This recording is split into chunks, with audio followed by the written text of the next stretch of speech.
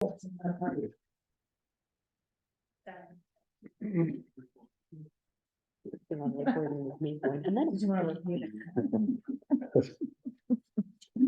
is 6:01. Jinxed it. I knew you couldn't resist. At 6:01 I will call this city council meeting of November 21st, 2023 to order. Roll call, please. Councilmember Grant. Present. Councilmember Hill. Present. Councilmember Thomas. Here. Mayor Lottie. Here. Mayor Pro Tem Green. Here. Councilmember Livingston. Here. And Councilmember Leon.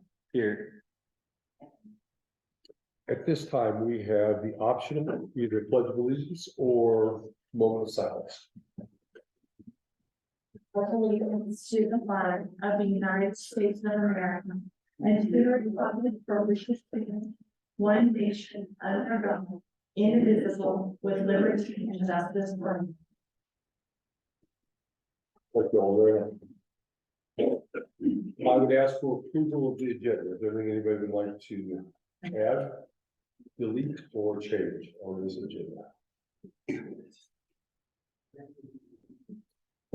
Hearing none, I entertain a motion, please. Thomas seconds. Is there any other discussion? All in favor, please say aye. Aye. Any opposed? Any abstentions? Thank you. All were in favor. Housekeeping matters. Anybody have anything they'd like to mention before we get rolling? I'm just going to I've noticed some street lights out on the 6700 block for a while now. Right. I think they had talked to Pro Electric about the wiring fix. I know the answer to that. Yeah, so I noticed the same thing and I talked to Supervisor Medina about it, and Pro Electric has been out a couple times and they can't really determine what the problem is. They think they need to replace the wiring all the way up the pole, or we need to replace the poles. But we have had Pro Electric out and the diagnostics have not been successful to figure out what the problem is. So we are on it. We just need to figure out what the issue is. Can we talking about the big street lights or the downtown? The sidewalk one. The sidewalk one's right in front of, I mean, it's like half a block's kind of right in front of the tree line area, and there's, Yeah. And that's it, correct? what's that? It's it, correct as well. Yeah, and a couple of things that we've learned about the lamp posts is, you know, when you plow and you plow the snow up on them and it has the mag chloride in it, that can affect the wiring, and also dogs peeing on them can. Wow. It's just really acidic, so it can screw up the wiring, so. I noticed the same thing a while back and we're trying to fix it. Would there be a way to turn them off instead of having a rave every night? Well, some are completely out, but there are a couple that are still flashing. Yeah. Yeah, okay, They can unscrew the bulbs. yeah, I just think that would reflect better than the rave. And yeah, the flashing light. yeah, okay, Fortunately, tree line has a lot of lighting. yeah. So Yeah, the estimates, as you know, you saw the estimate last time around for just replacing one of those poles is painful, so we're hoping that it isn't. But the poles aren't the problem. It's No, the but they- wiring. Yeah, they gotta take the whole pole, get to the wiring, so. I mean, they don't have to, but anyway, it's a Alright. bigger problem than just a little soldering. Well, the wire runs under the ground all the way, Harrison Avenue on both sides. And so the wiring goes bad, and we've actually had them tear up the sidewalk, to get at the wiring and put it all back, and that may be what's gonna have to happen here. Yeah. We'll look and figure it out. And Councilmember Livingston has come. Yes, Tracy, please. I just wanted to give the official election results, Okay, if that's okay. please do. I'd like to congratulate Mayor Pro Tem Dana Green on being our next mayor and first woman mayor of Leadville. And Joey Edwards, our council member in Ward 1, and Cisco Tharp will be our council member in Ward 3. It's gonna be a good council. Thank you very much, Tracy.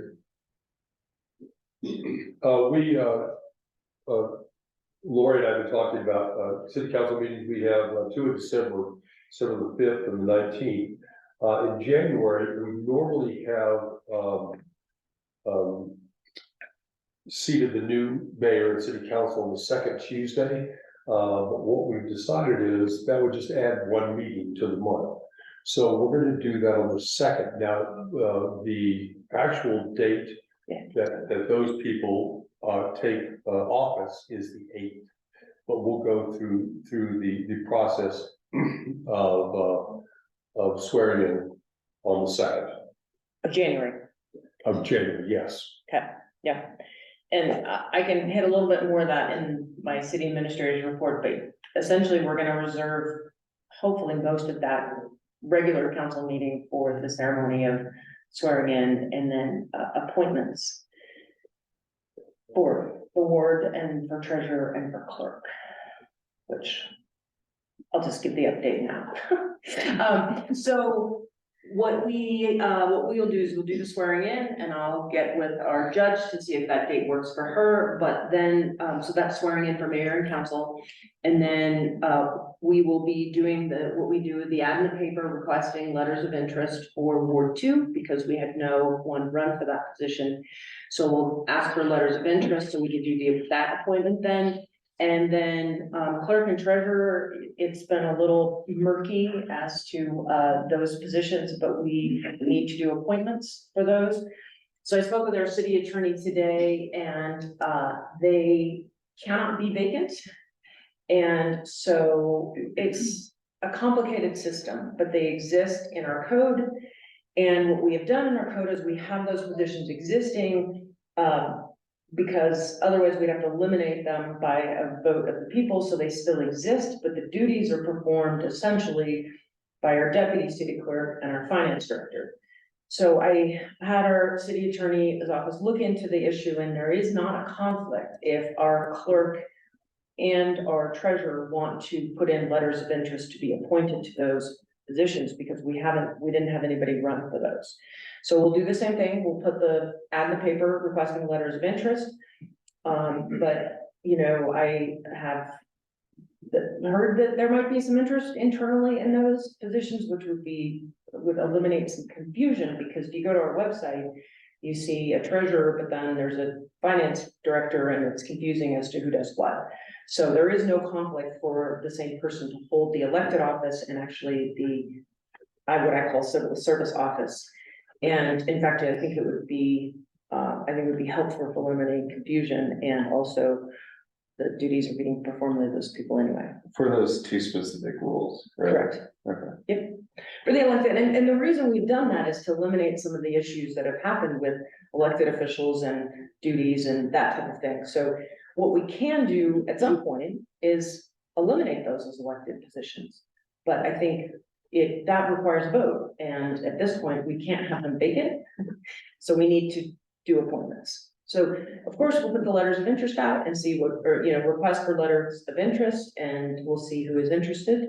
But those appointments will also occur hopefully on the 2nd. So we would have all of our elected offices filled and sworn in on the 2nd. That would be fantastic. Thank you. Usually in the past, when we have gone through the oaths of office for the new officials, then they've seated at that meeting. In this case, that won't happen. They'll be seated at the next meeting, which will be the 16th. Which is why I don't know that we might have to do some business on that day, but I hope we can just keep it somewhat ceremonial. We'll do some of the housekeepings we need to do at the beginning of the year, at the second meeting in January. So designation of where we post our notices, looking at the fee schedule, remember those things that we want to hit every year at the beginning of the year. I put those on the agenda for the meeting on the 16th so that we can swear in and we don't have to seat or not seat. But on the advice of our city attorney, we said we can swear you in early or swear you in late, and we decided early was better. Okay, thank you. The last thing is the flag. Senator Bennett has sent us a flag that flew on the US Capitol. He had talked about that at the dedication of the Irish Memorial. And so he's come through on what he told us he was gonna do, and I gave his office a call this morning and thanked them. So. That's great. Kind of We would need to figure out a way to appropriately display it, so we will work on that. Okay. Any other housekeeping matters? Okay, thank you very much. At this time, we would entertain public comments about items not on the agenda. If anybody would like to speak, please come up and introduce yourself. You have 3 minutes. Steve. Nancy also? Good, thank you. Okay, it's at the 9 right now. My name is Steve Prestash, I live at 131 East Third Street. I would like to talk about the homeless situation, how we need to project for that into the future, and one of the other issues slipping my mind at the moment. But I'm not going to talk about those 2 issues, one which I can't remember what it is. Really, I think the worst thing that's happened to me in Leadville in 43 years that I've been here, and I could go through a lengthy list of them, as well as the most happy things, is this decision to dissolve the police force. I'm fairly certain there's only 2 or 3 council members that may vote against this. And it looks like it's pretty much almost a landslide thing. Okay, 1 minute has passed. I see the main danger of this is the diminishing of the residents' voice in the community, as well as the empowerment of developers and realtors. Since now we're heading on a path to dissolve city government and make combining city and county government together. I see that as a real negative thing. I see that as a plan. This administration for the past 8 years has encouraged development as per the testimony of a man here that wants to develop a piece of property for his representative. That he's been buying up on the east side of town. Not the real area. And it's just a disturbing trend. I mean, so we have this development favorment, which empowers the realtors incredibly because they're going to make tons of money on it, but it disenfranchises the lower income people and middle income people in the community. And then in tandem with that is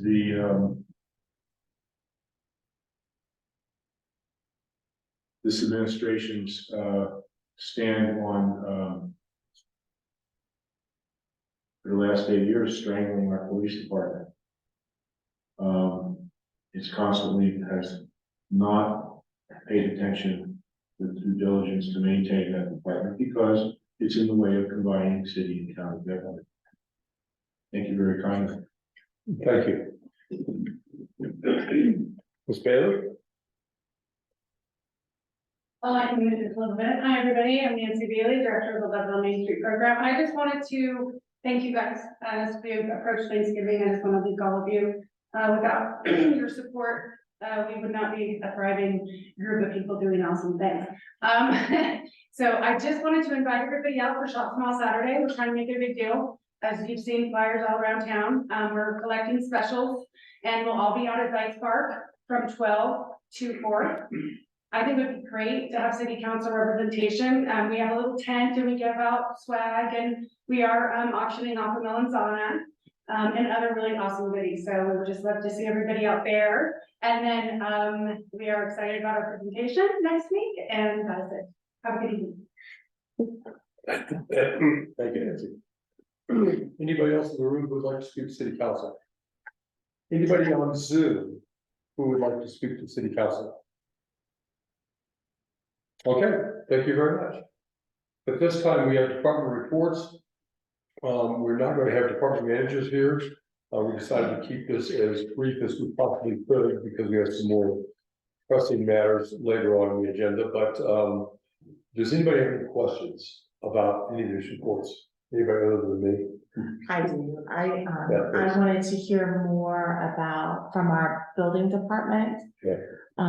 Several questions, just clarification about the rail yard stuff business, as well as the same question that you have about the illegal or, what does it say? I don't have the. Like unpermitted work. Yeah, unpermitted or illegal work or structures that are happening.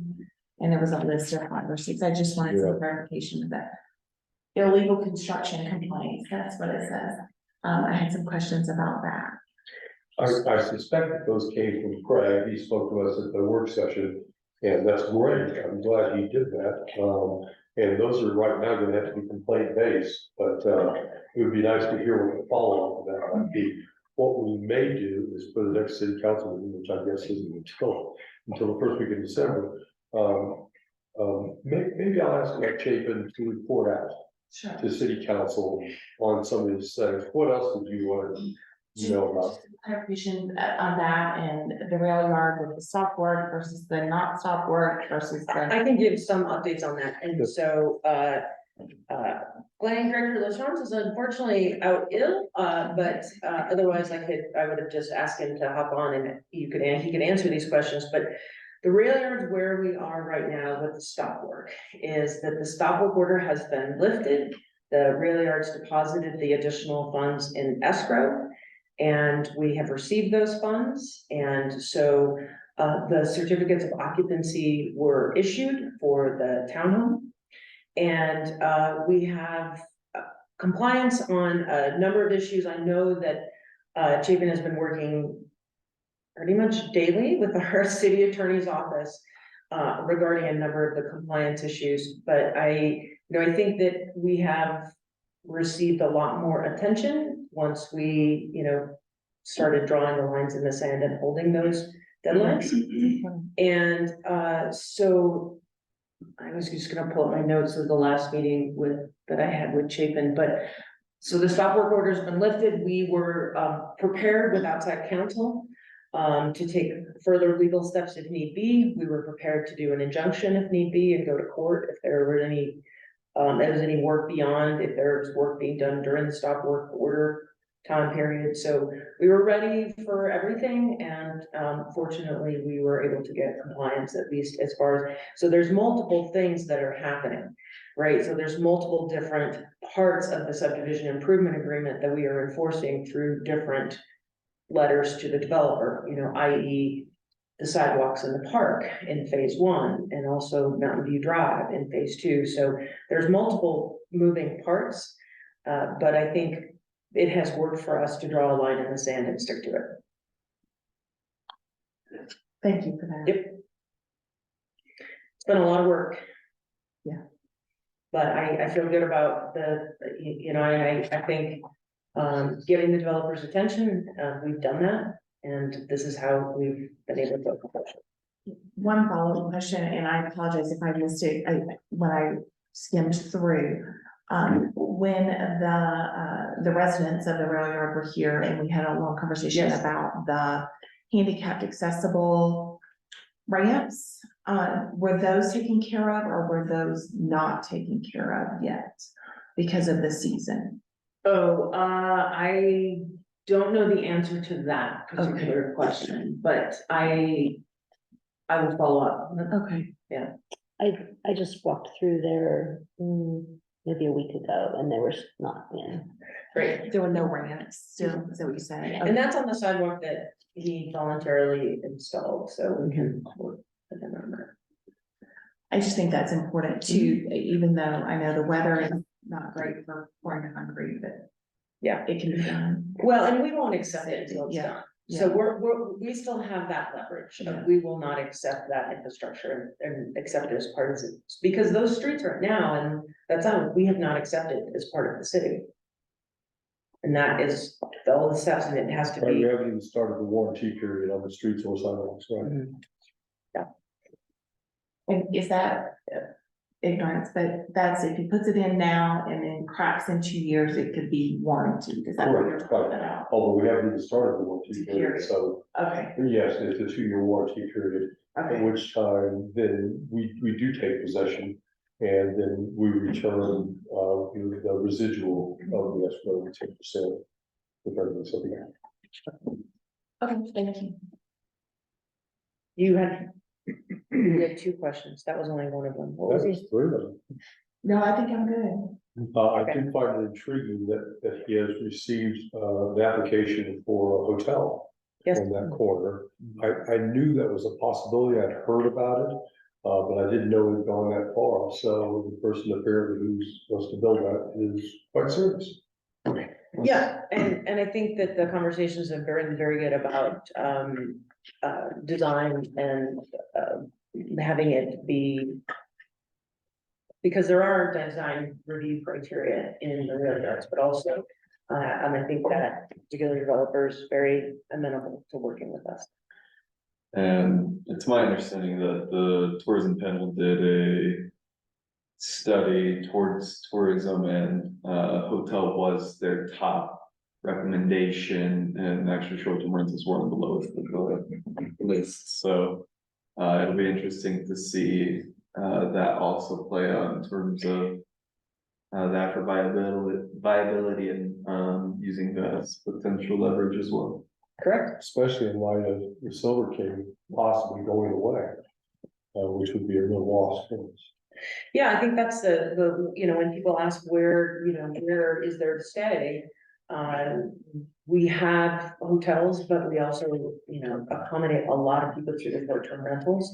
And so we've said, if you want to take the pressure off the short-term rental market, and you need to be able to shift that if you don't want to lose. And, you know, if you look at the comments in any of the race series discussion groups, there is a lot of, I've learned the word is leakage. There are a lot of people who stay elsewhere and come back in. So, you know, that's revenue to the city that would be helpful for any number of things where, you know, those folks, I don't know why you want to come to Dillon when you, or you come from Dillon when you have a start time at 6 or 4 a.m., but you know, people do it. So anyway, it's, and it sounds like the developers of this, you know, hotel developers very willing to work with us, so. Good. I've been through the financials, they look sound. This time of the year, it starts to really, you know, you really start, looking more closely. And everybody's in good shape, in terms of their overall budgets, so. We're gonna be just fine, next year's budget, we'll see. They'll we put pressure on you. We also have, we have the tax savings, they flattened that month before last, and then we had a good month this last month. We'll see what happens between now and the end of the year, there's always a 2-month lag. So, the next number we see will be September numbers. And then in December, we see the December number, it will be the October numbers. September and October look like they were pretty busy in Leadville, you know, and so I'm hoping that they'll hold up. My business is busier than last year. Okay, nice. And I actually heard from Jason, the Alpine Gift Shop, and he said the nice weather really was great business for them. We have great weather. We have some bills to pay. So we're gonna do that now. So we had a chance to have a peek.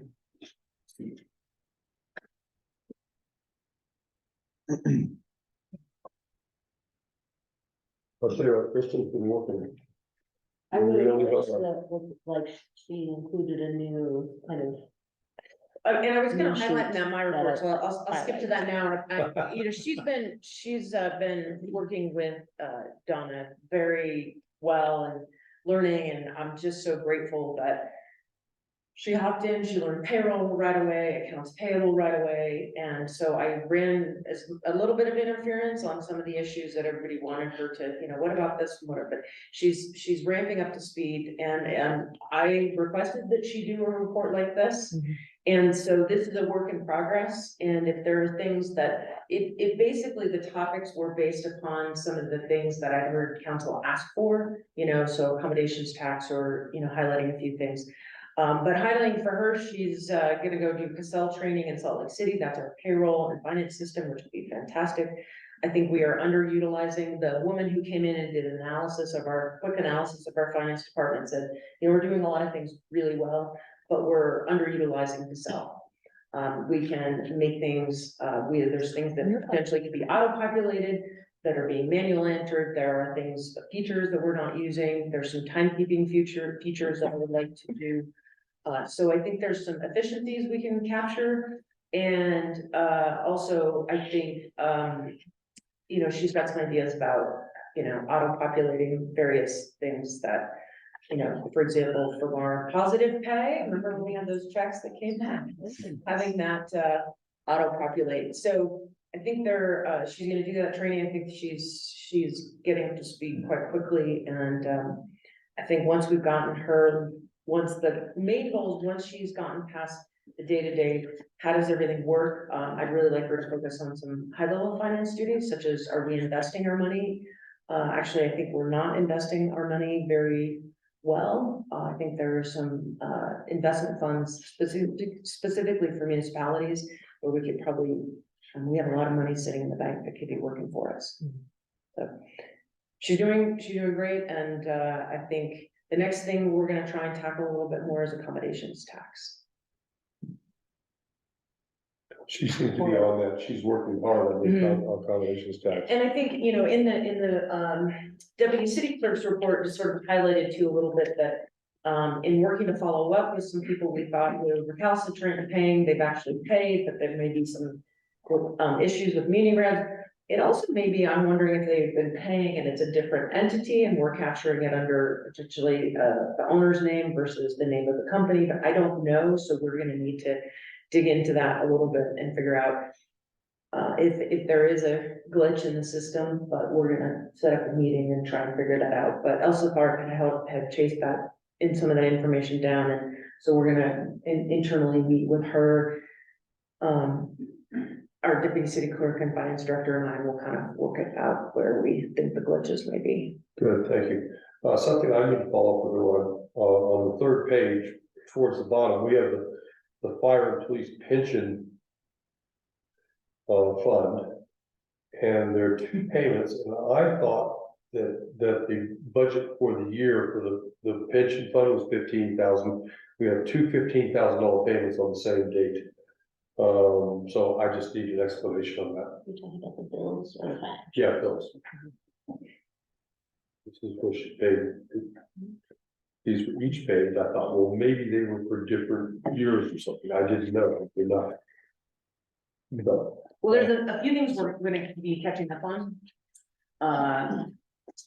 A few things that we, we're a little behind in billing and counting for a couple things, so, we're gonna go over and, break their piggy bank. But there's a little bit of housekeeping, so I don't know if that's part of the housekeeping or if that was incorrect, but we'll find out. Okay. Any other questions about the bills? If you would just please pass on that leader sheet with the financial highlights and the department update is. Okay, and then let me know Super if there's other things you'd like to see in it as keep we doing go that. along, and same for all departments, but that one, I felt. Okay, good, I will pass that on. If there are no other questions, I would entertain a motion to pay the bills. Green moves to pay the bills. Oh, no, seconds. Is there any other discussion? All in favor, please say aye. Aye. Any opposed? Any abstentions? Thank you. All were in favor.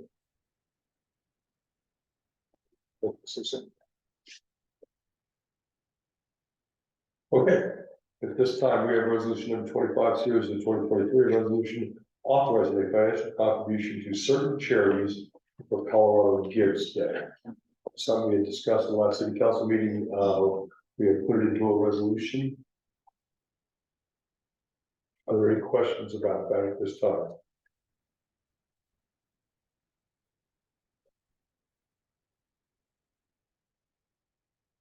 This is traditionally, well, not traditionally, last year, the year before last, we did $100, and then our mayor pro tem listed our only needed $200 this last year, and so that's what we proposed again this year. For 15 different nonprofits. And where are the list of the nonprofits? They're on the Colorado Gives website, and there's a Lake County specific section of that website. Are we deciding which 15 we're So to? based No, on the last I do meeting, it we all, delegated unless that you to want the to say mayor. anything. I mean, I'm quite seriously, if anybody wants to join me, then it's fine. I don't have to make these decisions all by myself, but I'm also willing to. Knock yourself out. Thank you. If anybody wants to, just let me know. I won't be doing it until December 5th. I'm game. Good deal, thank you. In which case I would entertain a motion, please. That moves to approve resolution number 25, series of 2023. A resolution authorizing a financial contribution to certain charities for Colorado Gives Day. On a second. Is there any other discussion? I'll give you a heads up before we do. Sure. Roll call, please. Okay, Councilmember Larissa, Yes, Councilmember Grant, Yes. Mayor Pro Tem Green, Yes.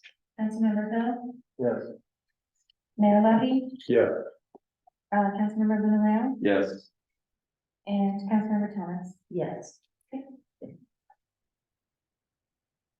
okay, this time we have the city administrator's report, but you've pretty much done that, haven't you? Gosh, you guys are stealing all my thunder tonight. Well, a couple other things that I just wanted to highlight.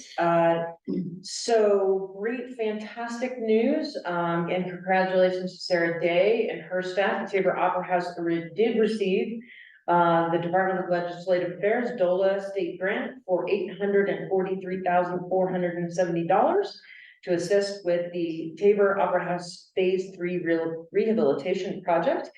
And I was just gonna pull this up, got some great press. The Summit Daily, new funds will help complete repairs to 140-year-old Opera House in Leadville.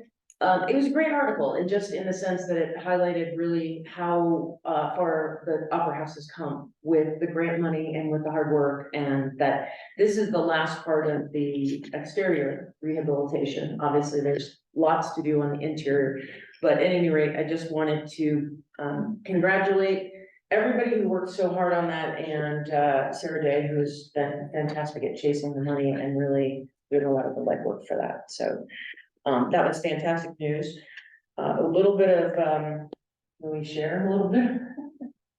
A little bit of heartburn on our end of the city is one of the criteria was that the city had to, I'm not sure DOLA checks everything that we do. I think they have eyes on us always. Well, apparently, one of the criteria is we had to have filed our election results and have them updated, and apparently we hadn't done that since about 2017. So I want to thank our deputy city clerk and the county clerk who figured out what DOLA needed, even though it was like throwing darts on a dartboard.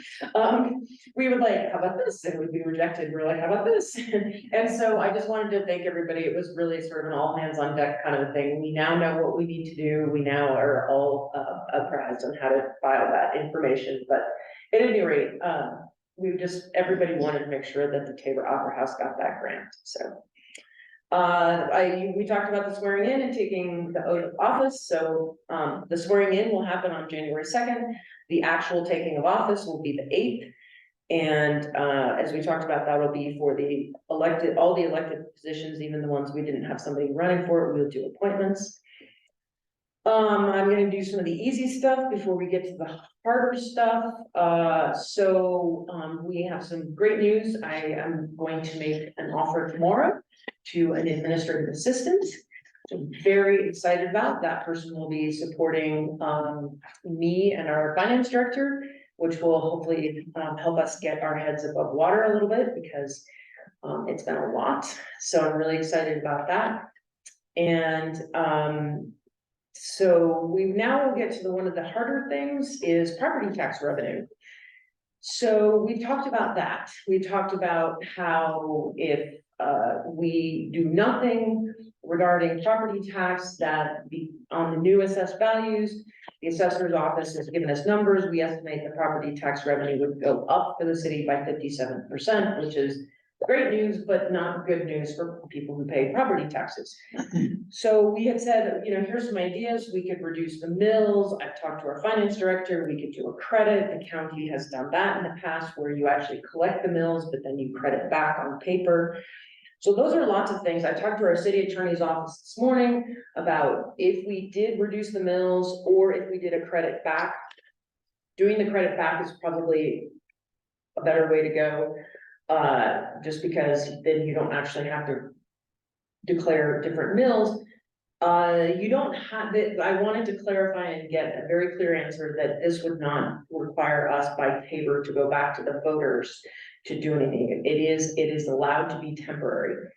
So that's kind of important because it is tough to go back to the voters on things. It's just time and expense. So that was all great news. We had all that news in at noon. We got an email from the Colorado Municipal League that made everything fuzzy math. So the Colorado General Assembly convened a special legislative session on November 17th to address the increase in property taxes for the 2023 property tax year. And essentially 14 bills were introduced and 7 bills passed. One key bill has been signed by the governor's office. That's Senate Bill 23B001. And it's concerning a reduction in property tax. I will pay you $100 if you can figure out what it means. But I'm not kidding. It essentially reduces the valuation for assessment of multifamily residential real property and all other residential real property. Okay, so far I'm with them. To 6.7% of the amount equal to the actual value minus the lesser of $55,000 or the amount that causes the valuation to be $1,000 for property in tax year 2023. Okay, I lost. We're not sure what that means. So we're gonna need some help. The mayor's reached out to the assessor's office because we're not sure what this means for our property tax revenue. It could mean that we will not see any increase in property tax revenue for multifamily residential or residential real property. Tracy has her hand up and she bends his. Yes. Tracy, dive in. How dare Get us out of our fuzzy math. Can explain a couple of things. Right now, there's a $15,000 exemption, homestead exemption. So that was increased to $55,000. That's what the $55,000 is. So it comes right off your valuation of your home. As far as mills, and you're just gonna have to wait for the assessor to reevaluate everything with this new 55,000, which I believe he's working on right now. He's also been given extensions in terms of when he has to declare those valuations, and one of them is January 3rd. We're going to have to put our budget in place on December 5th. We can do that. We can set a number. Then we're going to have to work with valuations to get ourselves to the number that we've set. There's not going to be an option unless we see that they're going to give the same sort of extension NOLA for declaring or adopting budgets. Right. I don't expect that to happen, but we don't know. Also, most of the stuff in that bill, as I've read it today, doesn't actually apply to us. We're one of the counties that all those myriad of exceptions did not apply in terms of backfill. Yes, that's actually the bad part. Yeah. Because so this is a reduction in, bottom line is it's intended to be, whether or not it functions as such, but it is intended to be a reduction in property tax. So then there are lots of parts of the bill that explain the state is going to reimburse sanitation districts, water districts, school districts, other districts for that lost revenue. However, not us, we will not, because our valuations exceed, 15%. right, our increase in property tax for 2023 was above 15%. We will not get backfilled for that reduction, so, it's unfortunate that we are not one of the exemptions, because, but anyway, this is, I'm raising this because this is a lot to absorb. We're gonna need, as Councilmember Lynch has pointed out, the assessor's office has an extension to figure out valuations. We don't have an extension for passing our budget. We need to know and have some information and basis for our property tax revenue line in our budget by December 5th. So we're gonna do the best we can to figure out what this means for us and what we think is the best number to put in our budget, and then we'll kind of have to see how that plays out. But it is, as everyone today upstairs, including me and the mayor and the finance director, it's like the worst math problem we've had in school. Well, the main thing is, we can make the calculation if we know one thing, and you pointed it out today in our meeting, is we have to know of the $64 million in valuation, what percentage of that is commercial, which is not affected by this bill at all, and what percentage of it is residential, which is affected by this bill. Correct. And so then we have to know where that dividing line evaluation is before we can make any calculations at all. And we were hoping the assessor could help us with that. But in our current budget, we sort of lowballed the percentage of property We've got it taxes. 13% right now. Is there a problem with No, shooting low and? no, there's no problem at all. In fact, that would be a commitment to the people. Unless in my it's, unless 13% is too high. That would be the only, I don't know. likely. well, that exactly, but that would be the risk of that, is that Yeah. if we determine the percentage of residential versus commercial, and that if it's a nominal increase in residential multifamily, and we're relying solely on the commercial, I don't know, we're gonna have to crunch the numbers. I still think what we're going to do with our budget is send a very clear message to the citizens of Leadville that we're not going to take advantage of them because of these assessed values, and that's the most important thing to me. I think and before I say this, Tim Bergman has his hand up, see the mayor, but I think for me, something to still follow up on is the idea of providing some funding, and it obviously shouldn't be directly just from property tax, but general funding for a program that Full Circle would be running to help with some of the assistance. I know I floated this idea last time, but I really feel strongly that if we don't want any administrative burden for helping people with returning credits for property tax, which is something fair, there is a way to help people, generally speaking, who may want to access services at Full Circle. Okay, I mean, I like the idea of it, but after you talked about that, I went and asked you daily about it, and she had no idea what I was talking about. No, I talked to her last night, so we've Good. had a discussion, and she's a lot more understanding of that and thinks she Okay, good. knew about I it. figured somebody else at Full Circle was handling it. Tim, yes, please. I just wanna, thank you, Mayor, and City Council, just to clarify, and Bill will be sending out a letter by the end of this week, clarifying, providing guidance for local governments, but Senate Bill 23B-001, it did make changes to the Local Government Budget Act in section 4, 5, and 6, which pushes final budget deadlines for the 24 fiscal year from December 31st to January 10th. Oh, So wow, a little bit more information. that wasn't mentioned in the recap. I just read the recap from CNL, so thank you for that. Yeah, really, thank you for that. Yeah, Okay, why wouldn't, that's why would CNL mention that? that's a fantastic oversight. Okay, We're gonna put them on the phone with you, Tim. You need to get them straight. Put my CCI in the cap, which I just said before, right? okay, thank you. Okay, thank you.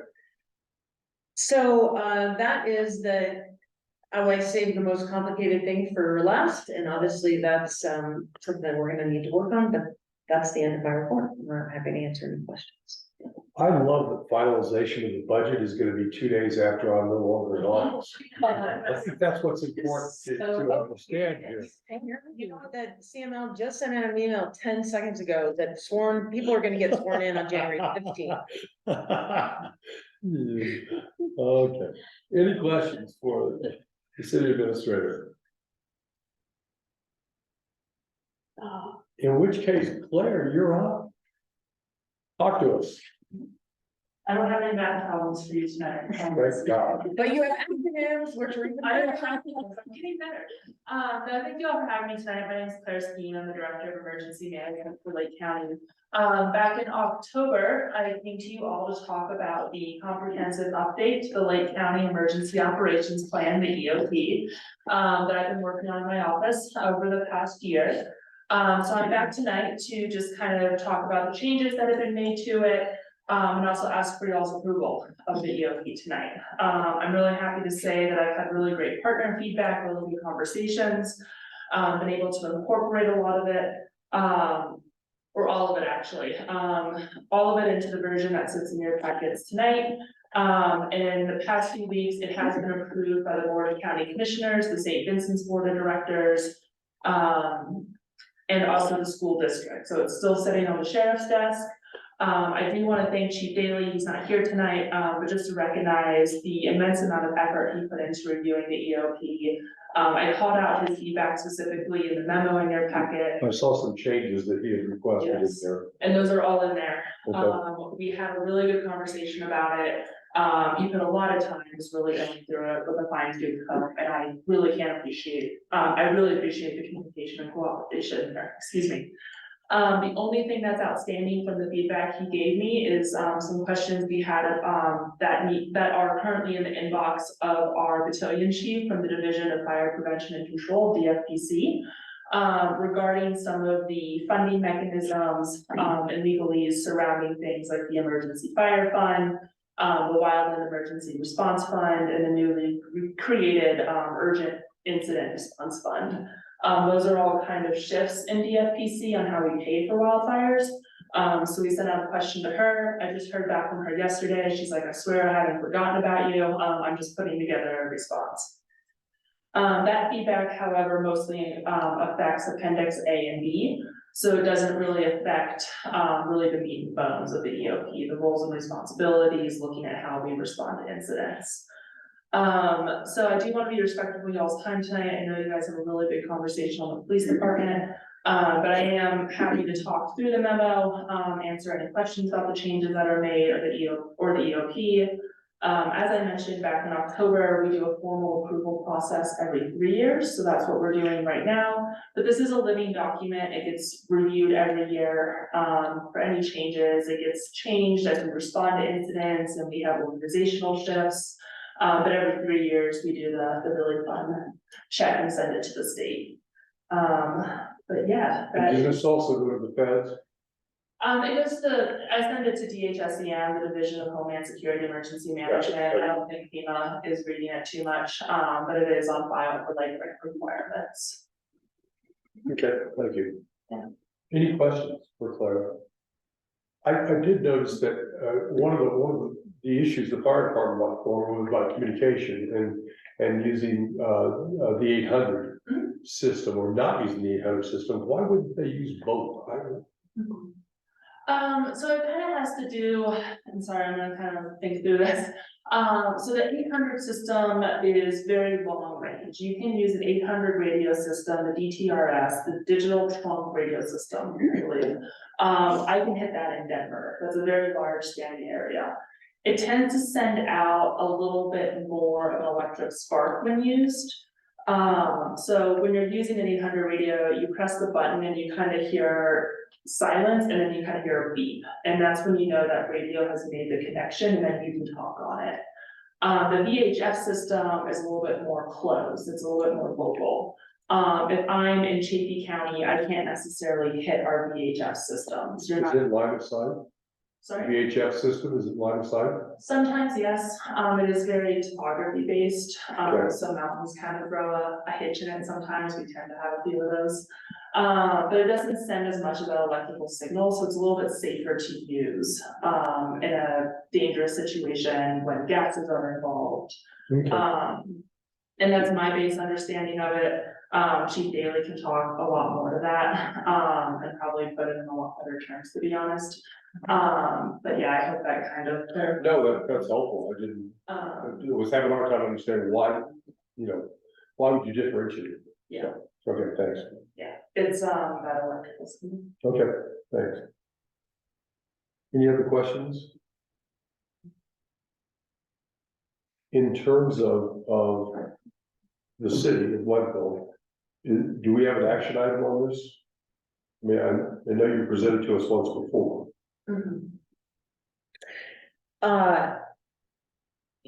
Yeah, I mean, I guess, so, I do apologize, there's an incident right now that I need to take a look at.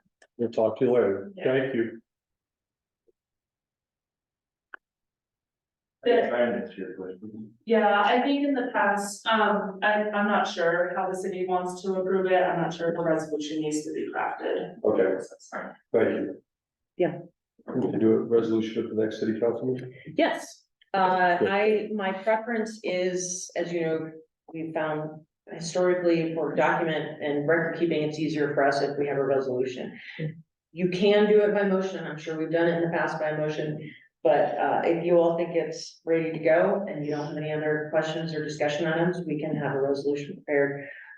We may just probably link to the document or reference it rather than maybe attach the whole thing, we'll figure it out. Thank you. Okay, next up, we have the Stage and Rail Trail, financial request. Alan Robinson is on Zoom with us. Alan, you have the floor. Yes, thank you very much. Is the council seeing the first of the slides that I've supplied? Yes, we are. Yes, and thank you very much for this opportunity. It's a spoiler alert that yes, indeed, I will, at the end of this short presentation, I'll be asking for some match money support for a grant application that's going in to continue this 15-year search to get the Stage and Rail Trail historic route from Salida to Leadville established. So the first slide you're looking at happens to have your mayor in the center there because he's been very cooperative in moving forward with our establishment of the kind of the final sections of the Stage and Rail historic route, a 16-mile section, which I'll describe a little bit later. So if we can go to the second slide, please. Am I controlling that, or is someone there? Thank you. Yes. No, she's got it. Yes, I see that. Thank you very much. I think most of you are familiar with this long-term project. We've been in operation for about 15 years. On the right-hand side of your screen there, you're seeing essentially the summary of the status. I don't expect you to be able to home in on that, but basically that covers the 70 miles of the proposed historic route. And on the left-hand side of your slide, you'll see that the master plan that we're operating on, which dates actually back from 2015, which was accepted by your predecessors and by the other partners, including the 3 towns and the 2 counties and the various federal and state entities. I've illustrated here the final section, which actually refers to the last piece of this project, which we'll be working on in Lake County. So go to the next one, please. Just a very brief review of the fact that we've been at this for since 2010. We did a feasibility study, which got a national recognition. Our project was actually selected as one of Colorado 16's most worthy trails of support. And as you probably are well aware, the Fremont pathway from Leadville onward over to Copper Mountain was also on that Colorado 16 list. So there, in effect, would be essentially a continuous historic route in Chaffey County and then a physical route all the way to Copper Mountain. We do have a master plan which has been in operation for the past decade. It's been accepted in principle by all of the various partners, including your predecessors and the two counties and the towns. And basically, all of the route in Chaffey County has been designated by both the Salida and Buena Vista Town councils, as well as our unincorporated Chaffey County.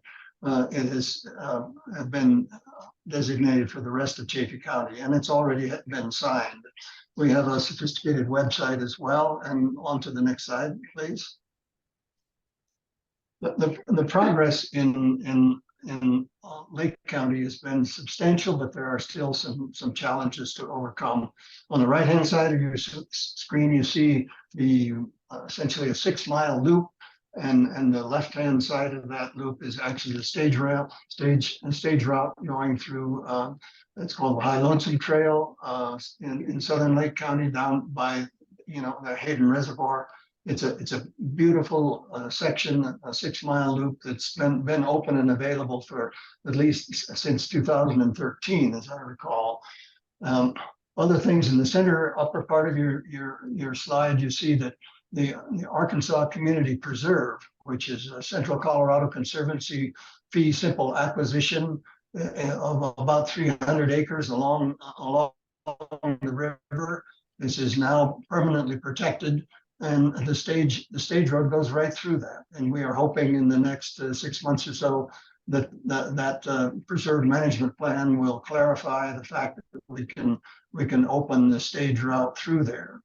On the left-hand side, I think we probably have the mayor in there again, but it's just illustrating the fact that part of the 16 miles being proposed in Lake County is up on the western side of the highway, in the Lodgepole Flats area. And if you're looking at the lower part of your screen there, I think many of you are aware of the huge effort that was spearheaded by Mike Conlon and the Lucosi folks to get a safe pedestrian trail underneath the highway right there at the Hayden Reservoir site. And that's our celebration ceremony back in July 22nd of 2022. And that's really kind of the crux move for a number of trails, including the stage and rail route, because we can safely bring that trail now under the highway and access the public lands, BLM Forest Service, and eventually county roads all the way into Leadville. So if we go on to the next slide.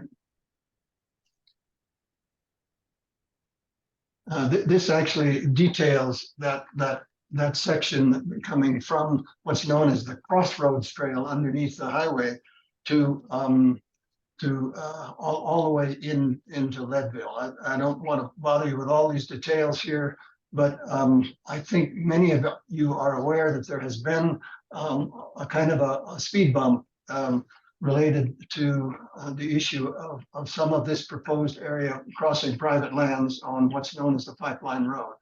And we're certainly hopeful. I don't want to go into the details here, but we're hopeful that some legislative solutions at the state level will clarify that issue and will facilitate the Lake County commissioners to actually designate that 16 miles that we're proposing. So I can entertain some questions about that later, but let's go on to the next one because I want to stay within my time. The next steps here, we're really nearing the end of this sort of 15-year project. We hope eventually when these things are kind of settled and designated and open, that the future oversight of at least this portion of the historic route in Lake County would be overseen by the newly established Lake County Parks, Recreation, and Open Space Department. That's a decision that's certainly up to Lake County Commission, but we'll be pursuing that. But our focus is going to shift now from getting the route designated as it is already in Chaffey County and hopefully in Lake County by the end of the next year. We're going to shift to a package of public education and interpretation and actually making this available and open to people. We do have a grant application that's pending with the Colorado Parks and Wildlife Trails Grant Program, who've been frankly our supporters over the last 4 or 5 grant cycles. And we're extremely appreciative of that. But we have sought actually commissioners and from Buena Vista and Salida. And here's the bottom line for tonight's presentation is that we're requesting a similar amount of match funding from the Leadville Council, $1,800 in cash and a $250 in-kind contribution to cover some of the staff time, which we would anticipate requesting of you as we proceed. So, and we go to the last one, please. This grant application would cover, as I mentioned before, kind of interpretation and education emphasis and actually opening up the historic route and making sure that people are aware of where it is and how to access it. I'm showing you here a variety of the potential kinds of interpretive wayside exhibits and signage and trailhead issues, and even a brochure that we would expect to do. These actually are existing publications that I and others of us in this project have been responsible for in the past. So this is the quality, I think, that we can expect out of the proposed area. Then the final slide, if there is a final slide.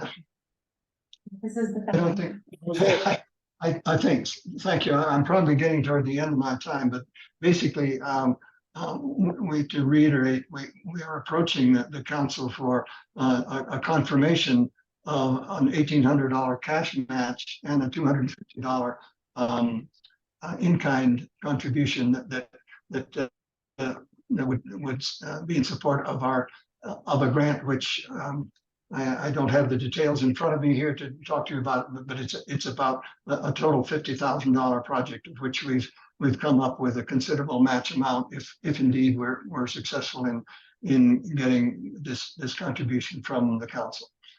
Thank you very much. I'm happy to try to answer questions if I have any more time allotted to me. I have a couple of questions, Alan. I know you've worked long and hard on this. I was on the State and Rail Trail Committee up until the pandemic, and that kind of really kind of put it into that thing. I don't know if that committee's met since then or not, but I haven't been on it since then. How is the private land ownership affecting your goals of completing this? Well, there of the essentially 16 miles of proposed route in Lake County, all but a half a mile of it is actually on BLM land, on public roads in BLM land, on Forest Service land, County Roads 11, 4 and 5, all of which are essentially under the jurisdiction of Chaffee County, sorry, of Lake County to make a formal designation. But that one half a mile on what is the pipeline road has presented a challenge to the commissioners. And I think those of you particularly who related to the Leadville 100 controversies and those issues there, the liability issue is a difficult one, and the commissioners are not prepared yet to actually make that formal designation, even though they could do so on their own public roads, and we do have prior permission from both the BLM and the Forest Service to make a similar designation, but the commissioners are reluctant to move ahead with that little gap of about half a mile. And as I think some of you know, there is legislation pending which would resolve a number of those concerns, and we're following that legislation as closely as we can. It will be, I am told anyway, it will be reintroduced in early in the session, and there have been, it was rejected in an earlier submission, but apparently behind the scenes they have made some corrections in their language, and they hope that it will be approved in the coming session. But this doesn't really affect the major goals of the grant application that we are making. We would continue to, we would obviously not be able to open public access to that. Although frankly, people use it, as you well know, people use this route and have been using it for decades. And it was, I have to confess that there was some confusion even amongst previous commissioners as to whether or not the pipeline road was actually a public access road, but it turns out that it is not. So that's the issue. I hope I haven't gone too far in answering that question. No, that's helpful. I knew it was a problem. I didn't know there was legislation pending. Pleased to hear it. They have a huge problem. The legislature has a huge problem with this statewide. Yes, Including yes, access to number 14ers yes. are closed off because of this right now. So, okay, thank you, Ellen. Yeah, absolutely. That it has widespread consequence, including in your own county, and certainly here in Chaffey County and adjacent counties. So there are a whole lot of people with skin in this game, other than our half a mile of the pipeline road. All right, thank you. Any other questions for Mr. Robinson? Councilmember Livingston. Yes, please. Tracy, go ahead. Thank you. I'm just curious. There's a section of the Stagecoach Road just south of Hayden Meadows where the road is public, but the landowner adjacent to the road can be very belligerent. Has that been resolved? Yes and no, and I'm not really qualified to speak to that because the primary concerns that will be addressed are going to be addressed by the Central Colorado Conservancy as they develop their management plan for the Arkansas River Community Preserve, because it is essential if indeed public access is to be granted to that preserve, which I personally hope will happen and which many of us have been anticipating for a decade, then they will be in negotiation to ensure that access is free and worry free, and they resolve those issues. And I have personally been involved with some of those issues for the past decade. And I'm aware that they have been difficult, but I think over the years, some of the folks have mellowed some, and I think that will be less of a problem, but I can't speak to that. We'll be watching very carefully how the Arkansas River Preserve deals with that access issue. But thank you for the question. I certainly have lost some sleep on it myself over the past decade. Thank you.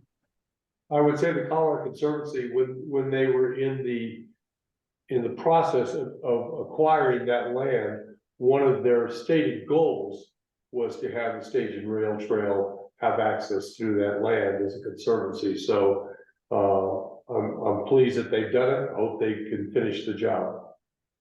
If I could add a little bit, I mean, the Lake County does have a direct involvement and interest and concern in that providing public access in that preserve, and I think you will be represented by Adam Bay with the Parks, Open Space and Recreation. He will be a stakeholder in that discussion, as I will be as a proponent of the stage and rail trail. Okay, thank you. Any other questions for Alan?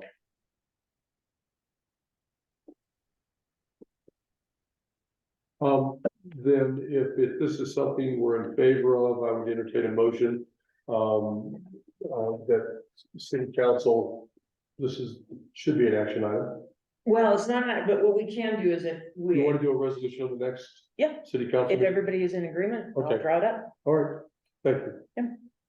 Alan, thank you for everything you do. I really, it's hard to imagine how hard this has been over all these years, but it feels like you're very close to success. 70 miles of success.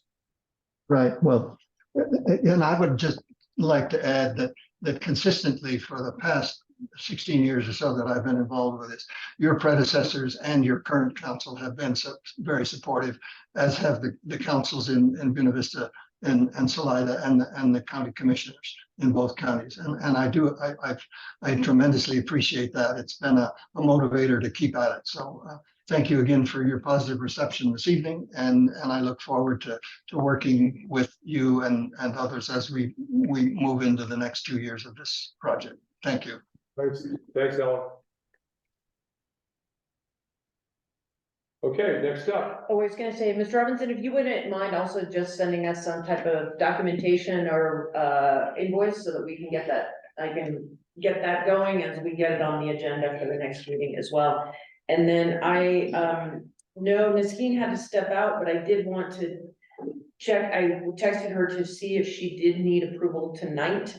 We had this scheduled as a presentation for her but plan, but she had to step out quickly, as you saw, she had a call. She was hoping that we could do it this evening, so we could do a motion that I could follow up with a resolution for just documentation purposes. She's willing to come back. I don't know that we need her to come back. Okay, but if, Mayor, you want to entertain a motion that I don't know how we would do it. that we approve and adopt the Lake County Office of Emergency Management's, I'm not sure exactly what this is called, it's their operations, their EOP. And that we Okay. will follow up with a resolution documenting it. Okay. Great. Then I would need a motion to that effect. That moves to adopt the Lake County's emergency operations plan of October 2023 with a further resolution at a later date. Grant seconds.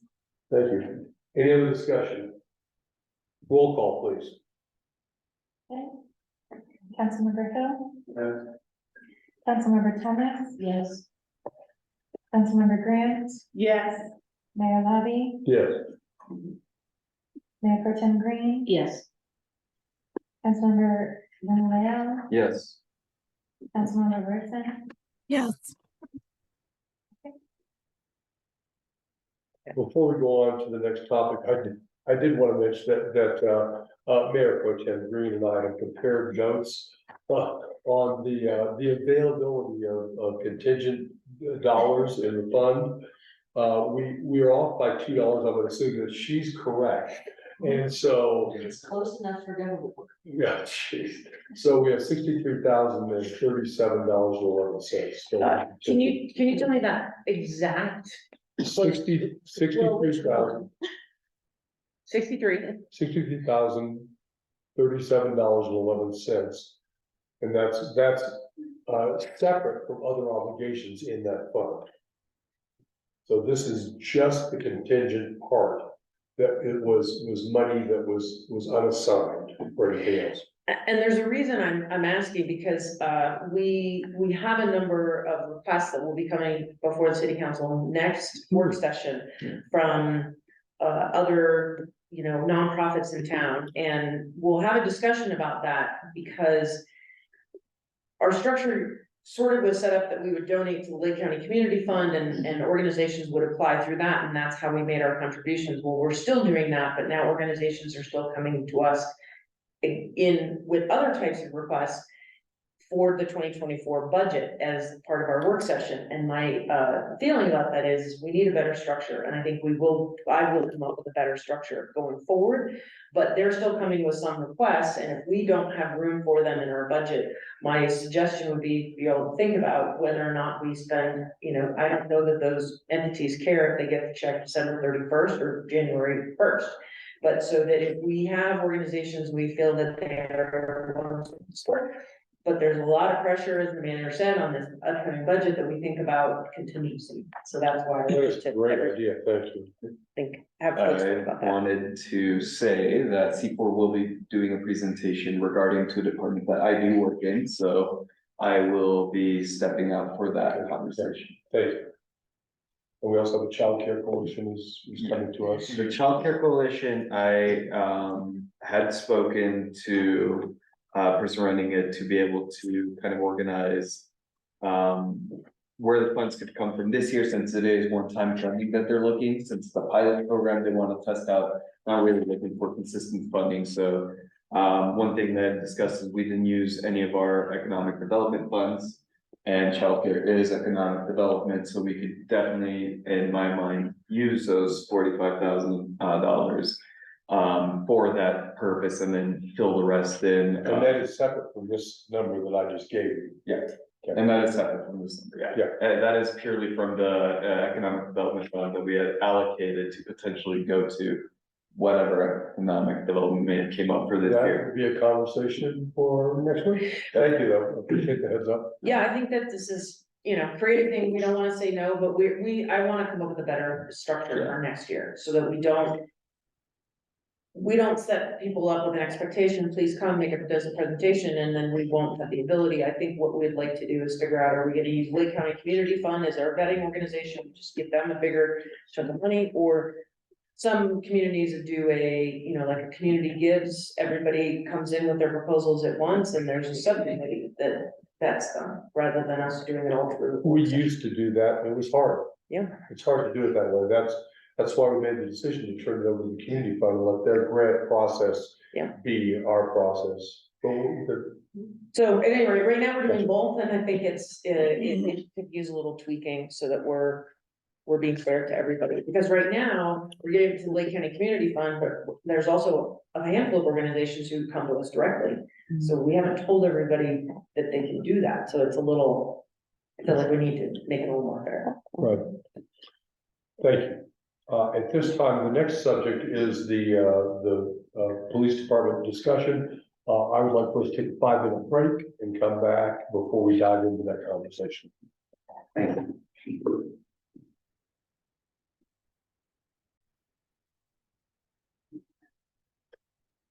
Yep, I'm here. Oh, there you are. You switched, she switched. Okay. At this time, this is a discussion about the police department and its future. Lori has put a series of IGAs in front of us, and also given us kind of a recap of what each of those, the approach each of those have taken for different governmental entities and how they approach it. And it is, it's interesting because there's such disparate ways to approach this. Laura, would you like to start the conversation?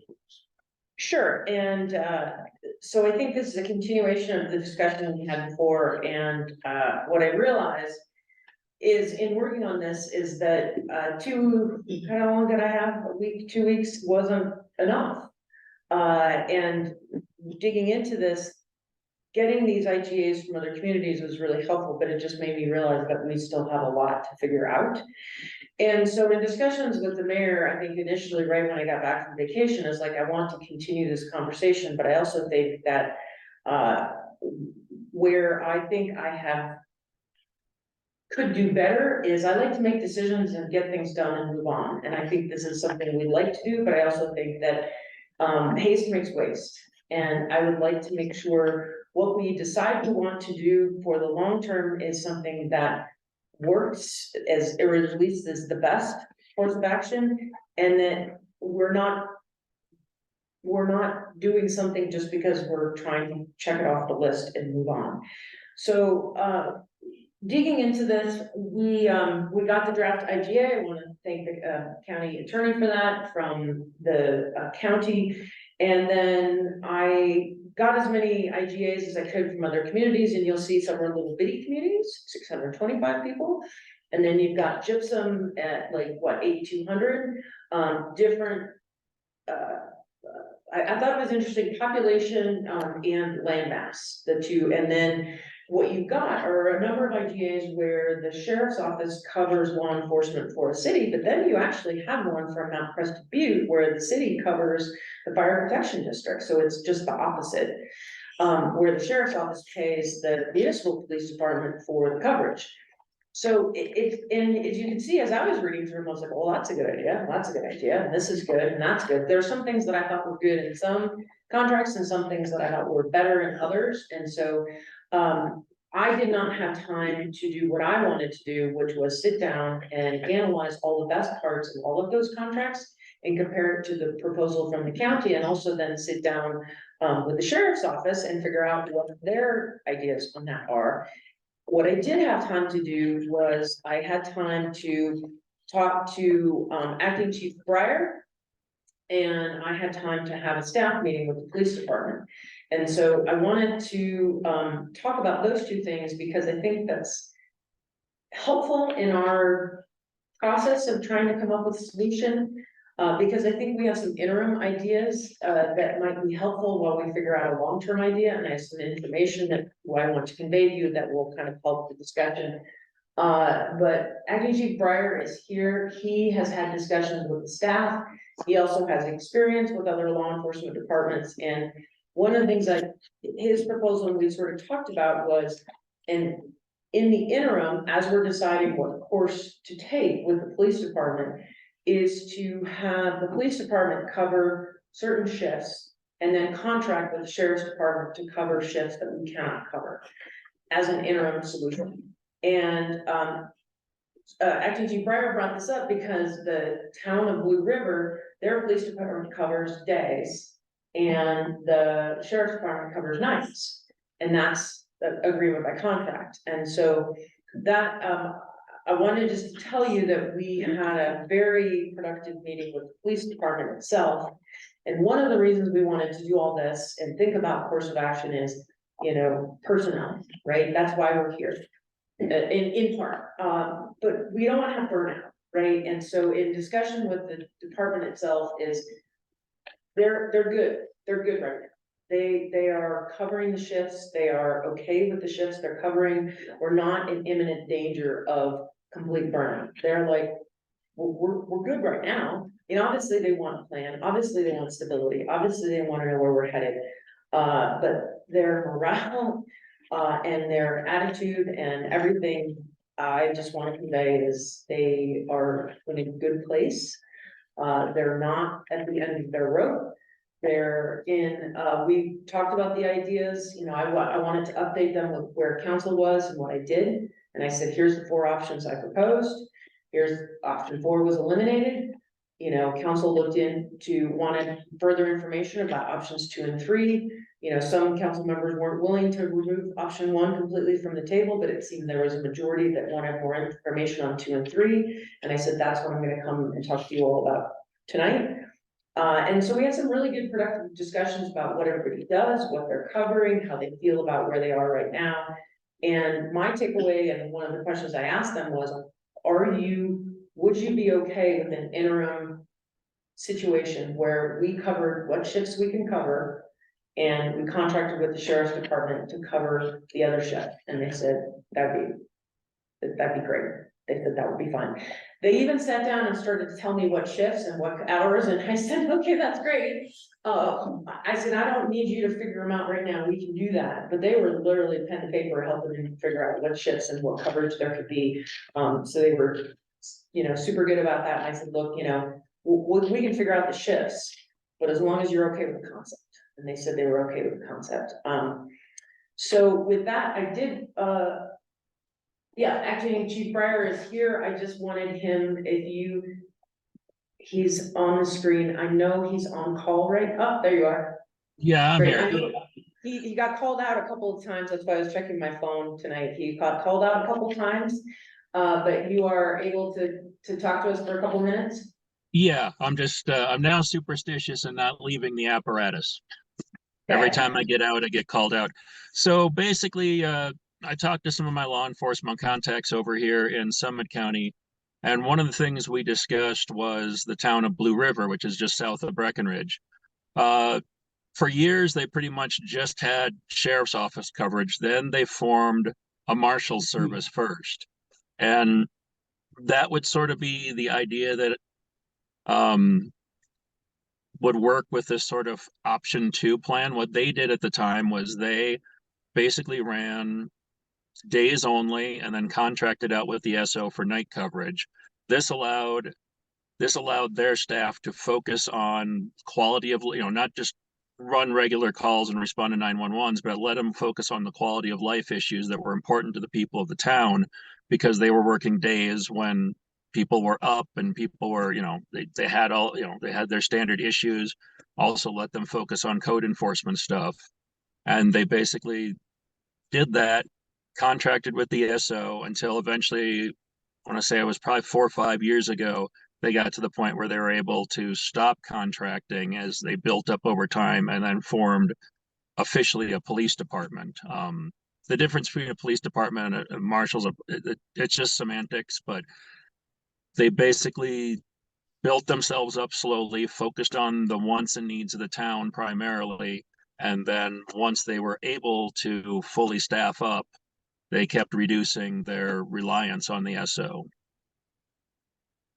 And then, actually, Chief Breyer, if you could tell us, you've done some research with Post about, you know, what you would have to do to maintain a minimum police department, so that if you ever wanted to come back to having a police department, you could still have it. That's a bad way of asking that question, but you Yeah, did some research. some of it is Post is being very vague.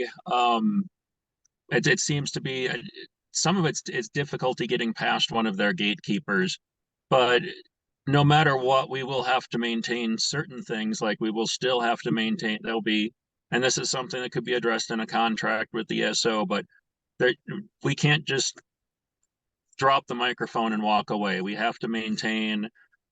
There's tons of records that need to be maintained. There's evidence that needs to be maintained. If we continue to have, you know, if we were to continue to have community service officers, there still needs to be oversight there that needs to be maintained. A lot of it is going to be talking to Post is sorry, just making sure I wasn't getting paged out. Some of us, they kind of want to know where we are before they kind of answer some more questions. And but it's not a simple cut and dry, we walk away thing. Great, thank you.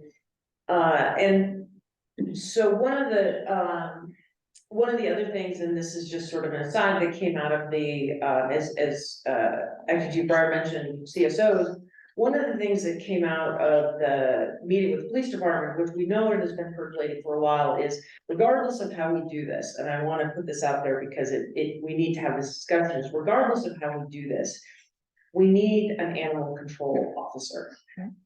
Period. I don't care how it works. But you know, you heard the stats coming in from Sheriff Speckman, and we have our community service officers, and they have said, look, we don't know what to do with a loose cow or chickens, or sometimes, you know, dogs. And so what we found is we have two entities, but neither one of them is perfectly trained or is, I would say, even appropriate for the situation. So we have law enforcement who have law enforcement training, and they may have some cursory training about how to deal with animals, but it isn't, you know, it isn't an animal control officer. It's not a primary. So there's some understanding, but not best from law enforcement. The same is true with the animal shelter. There's civilians. So if there's an incident that requires some response, the animal shelter is not 24/7 like law enforcement is. And so we're having stress on the animal shelter because they're being called in the middle of the night because there's a dead animal on the road, and they're like, look, this isn't us. And law enforcement's like, well, but it's animals. So so that's where we have actually two bubbles that aren't completely overlapping like they should be. And it's stressful. It's stressful for law enforcement because they are stressed with their own law enforcement emergency calls. And so they're not able to give it enough attention. We've had issues with not getting citations issued and not getting, you know, the charges pressed because of resources. But the animal shelter isn't law enforcement, so they can't write citations. They're not able to, you know, arrest. And they're civilians, and unfortunately, some of our animal shelter staff are high schools, volunteer students. Or, you know, we can't send them out to a crime scene. And so what we've decided is we need to have an animal control officer, and it needs to be someone who covers that overlap. And we got some good input from staff. Officer Hanson that said, look, you know, he worked in Eagle County many years before coming here.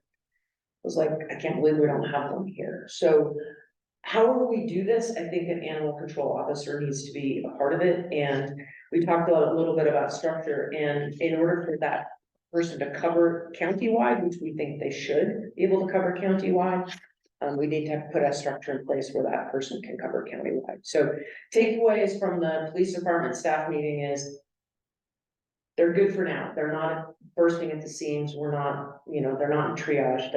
They seem happy. They're good. They're working well together. So I don't feel like we should hurry up just because we're worried about that. They're good. The second thing is they thought the contracting temporarily until we figure out a longer path is a good idea. And the third thing, we need an animal control officer. Did I miss anything here? One of the things we talked about, that's great. It was such positive feedback. I mean, it was such a good meeting. They're a good place. They're perfectly willing to talk about change. But one of the things we talked about is one of the things we don't have in any of our police cars, and I don't know about the sheriff's office, we don't have proper equipment. We don't have gloves for handling animals. We don't even have the poles, the catch poles in any of our police cars. So we talked about getting that stuff ordered because they have it in their budget. We can get all that stuff ordered, and I'll follow up with the city administrator about that, and we should do that right away. Mhm. But that was it's one of those things where we didn't know they didn't have any equipment. In fact, we all learned that even the animal shelter doesn't have that equipment. I mean, I was frankly flabbergasted, but nonetheless, it's a thing, and it's just something we need to press on right now. Right. So I think we have, and I've talked about this before, short, medium, and long, right? So short term, what I'm gonna say is they're good, they're in a good place. So we're not triage. Medium, we need a solution medium, and then we need to figure out the long-term plan. I don't wanna rush the long-term plan. I told the police department staff, it's like marriage, you're gonna move out of your apartment, move all your stuff in together, you're gonna do all this. We should figure out if that's the right thing to do, because it's gonna be hard, as you can see from these IGAs, there's a lot of details to do. So if we wanna do that, that's great, let's think it through and do it right, and make sure that's the course of action we wanna pursue for, at least a length of time. And in the interim, I think that, fairness, if we're needing help having law enforcement, we need to be able to contract with the sheriff's department and pay them for that. So I have a couple questions, but Judge Floyd, you had a comment. Go ahead. Well, actually, my hat tonight, for this Okay. comment is for the Essex County Attorney. Yes. The one thing to reference is the IGA between the city and the county covering the animal shelter. And under that IGA, it is the city's responsibility to provide an animal control officer. I don't think the IGA says that. I've read the IGA. It does say that we would provide a police officer's oversight at the animal shelter, and that we would bill 30% of that back to the county, which we don't do, but nonetheless, that's the way I read the IGA. That's what I was gonna say. I know, at least in my tenure in this community, it's always been that the interpreted as the city providing, the city police department providing the animal Yeah, control. But all that aside, I think it's a great idea. I think the animal control officer should be housed at the animal shelter. I think that's what needs to happen. But let's get down the road a bit. Right, and so that's addressed in the proposed agreement with the county put forward to take over animal control services in that way. So Okay. that is something that's in the proposed scope of work. In this IGA here, In the one that's in your packet. gotcha, that's the one I have in front of me. I just couldn't try to look at it. I just saw it for the first time, so I'd like to spend some time on it. So here's a question for you, in terms of what the way we're processing this. Can we put an IGA in place? And then put the particulars of that contract as an addendum to the IGA. The IGA is a basic understanding, and then we say, okay, now we want the sheriff's office to handle all night coverage, or whatever it is. I don't want to get too far down the road, and then that would just be exhibit A or whatever it is. That is precisely what you have. So Gotcha. there's a Okay. general IGA, and then exhibit A has the scope of services, a laundry list of all the different services that are proposed, Right. including a last line of additional services. Just because at this point in time, and apologize that Sheriff Speckman wasn't able to be here tonight, he's out of town, but at this point in time, there haven't been enough conversations between the city and the county to identify all the different services and scopes. So this is kind of projected based on his communications with former interim chief Chavez before he left. Gotcha. So as you can tell, we're headed down, door number 3. Right. And I think that there's still conversation to be had. What is your opinion of this idea? You had a chance to review it. Yeah, I just had a question first, just a clarification, because this IGA is door number 3, as you put it, or option 3, where we would contract with the Lake County Sheriff's Department to provide services to fill in the gaps for the city. But Acting Chief Breyer is sounding very much like he was talking about option 2, like we can't drop the mic and just disappear, but I want to make sure that this IGA isn't talking about a slow dance into the sheriff's department. Like, this is option 3 that we have in our packet. We're not talking about option 2 in our packet. I was just confused by Acting Chief Breyer's words. Right, so there's, yes, as the way we said it is, option 2 was dissolution and full into the sheriff's department. So what we're saying is that's what he's saying, you can't just drop the mic. We would still have to maintain evidence and documents, and we'd probably maintain CSOs or, some quality of life where that's code and traffic, but right. So it is an option 3, but what I'm saying is you can still decide option 1, 2, or 3. That's the long-term plan. But I think for now, we need, it may be a version of this idea, but we need an idea that says, look, if we can't cover a shift, here's how much we're gonna pay you. We need a contract that says that. So your Interim. medium term solution in here is really option 3, which then we could decide to just make a long-term solution. So sort of, in the sense that we are contracting with the sheriff's department. Now, how much we contract out and how much we don't contract out is subject to. I just want to make sure that what's in the packet isn't a slippery slope into option 2. That it is a separate thing. No, I can say that's not, it was developed in anticipation of it being for option 3. Yeah, okay. Okay. So that being said, this IGA, having read through it, like, it isn't horrible, it's really pretty good, actually. I think the way that it's structured, it would be fairly straightforward, like if we hired an animal control officer to do the very same sort of language where you say, oh, like, we're giving them also jurisdiction over the county as well as within the city, the same way that in here, it gives the sheriff's deputies jurisdiction in the city as well as the Yeah. county. I would say this, So it seems if pretty straightforward. that animal control officer is in the animal shelter, then, by definition, it would be city and county. Mhm. Okay. So then I went and I tried to do a little math, which is probably just not valid at all, but looking at the different amounts that these other IGAs paid. If we look at the amount that they paid per resident, per square mile, some of them were acreage, but it didn't include those, like, it's really wide. Yeah, correct. Oh, it's all over the place. It's all Yeah. over the place, so maybe that doesn't really The reflect. ones for bid shows Almost all these. $1,400 something an hour. It's like, I think it's So maybe it doesn't reflect, because I bet people are less rambunctious somehow in Dolores than they are in Minturn, but I thought the IGA looked promising. Appreciate that analysis. Shannon, you have any comments? Yes, so not telling anybody in here since they don't know this, that I am the staunch supporter of not dissolving the police department. I like this and am encouraged by this idea of the IGA and the idea of option 3, except for the word "and" at the end of this, contract for law enforcement with the county sheriff and combine the county sheriff with the Leadville Police Department. Because as Mr. Breyer pointed out, there sometimes are ways out of that. And I think it's important that we maintain the Leadville Police Department separate from the sheriff's office. I'm willing to concede that we can't cover all the hours right now, and that we would need some coverage. but I don't like the word "and" at the end of that.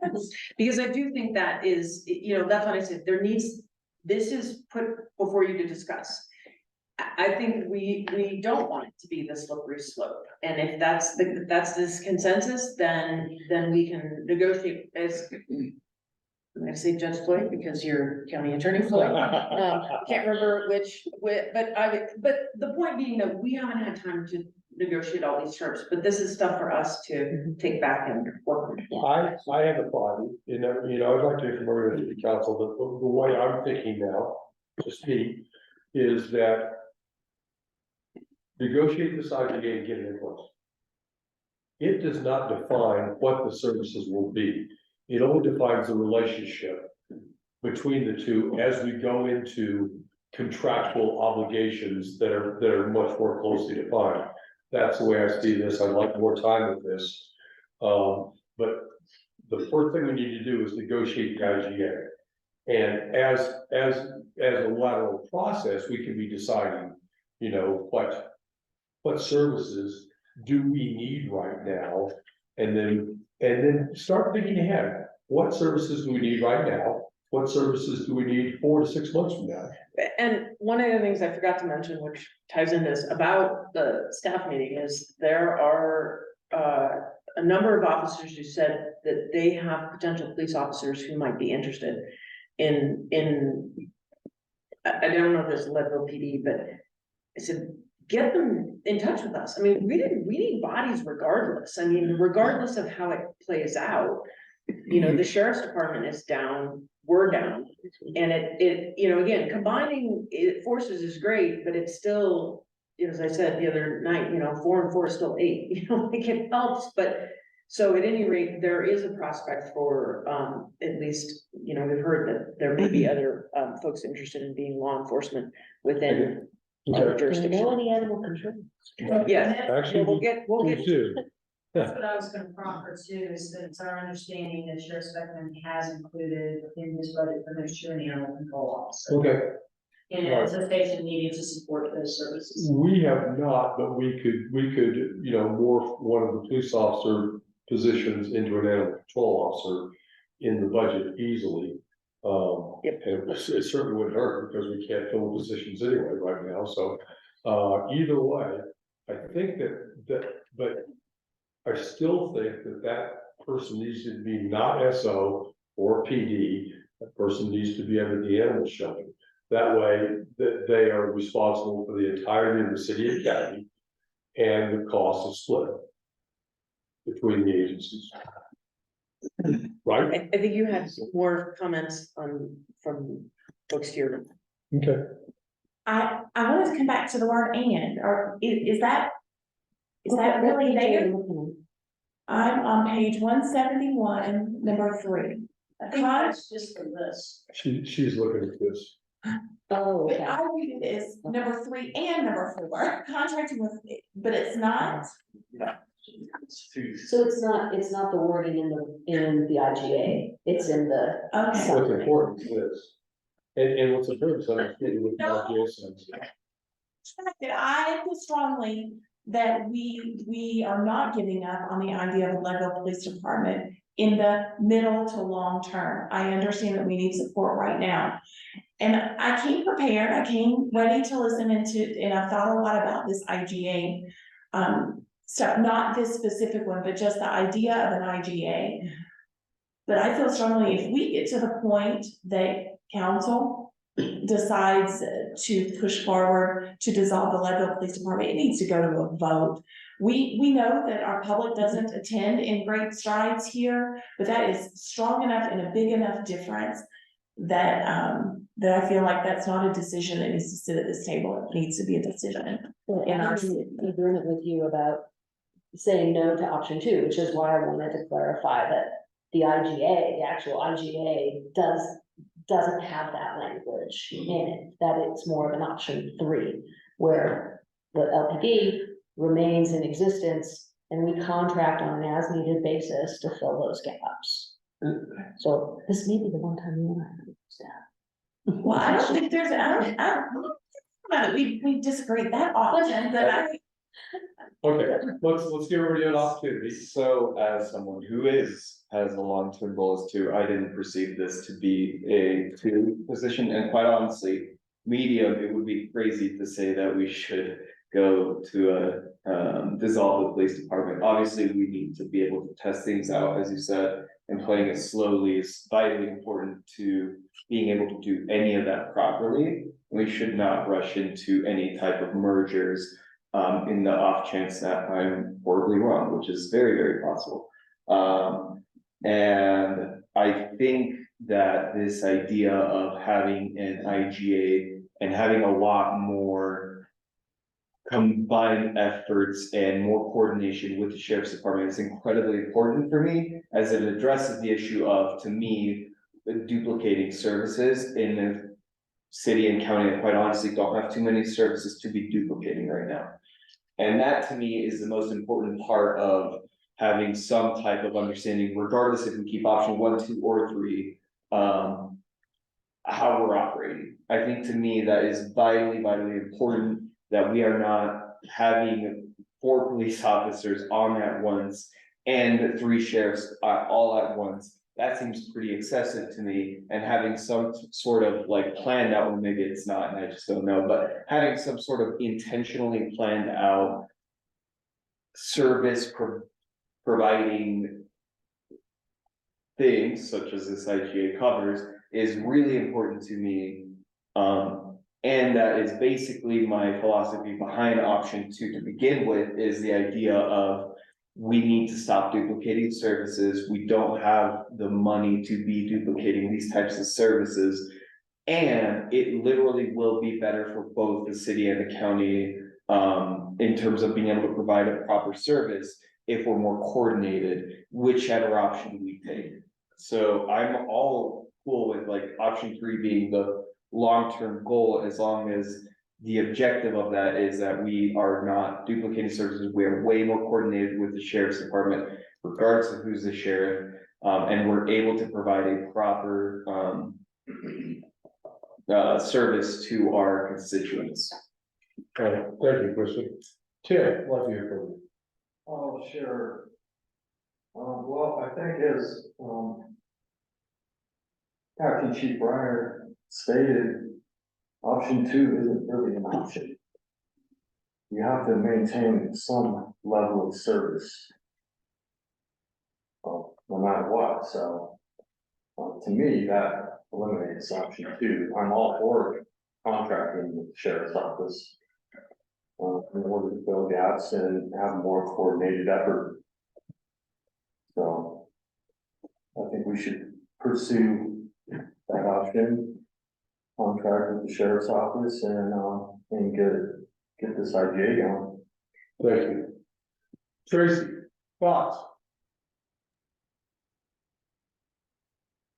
Well, it's apparent from the IGAs that Lori has found that we're not inventing the wheel here. And I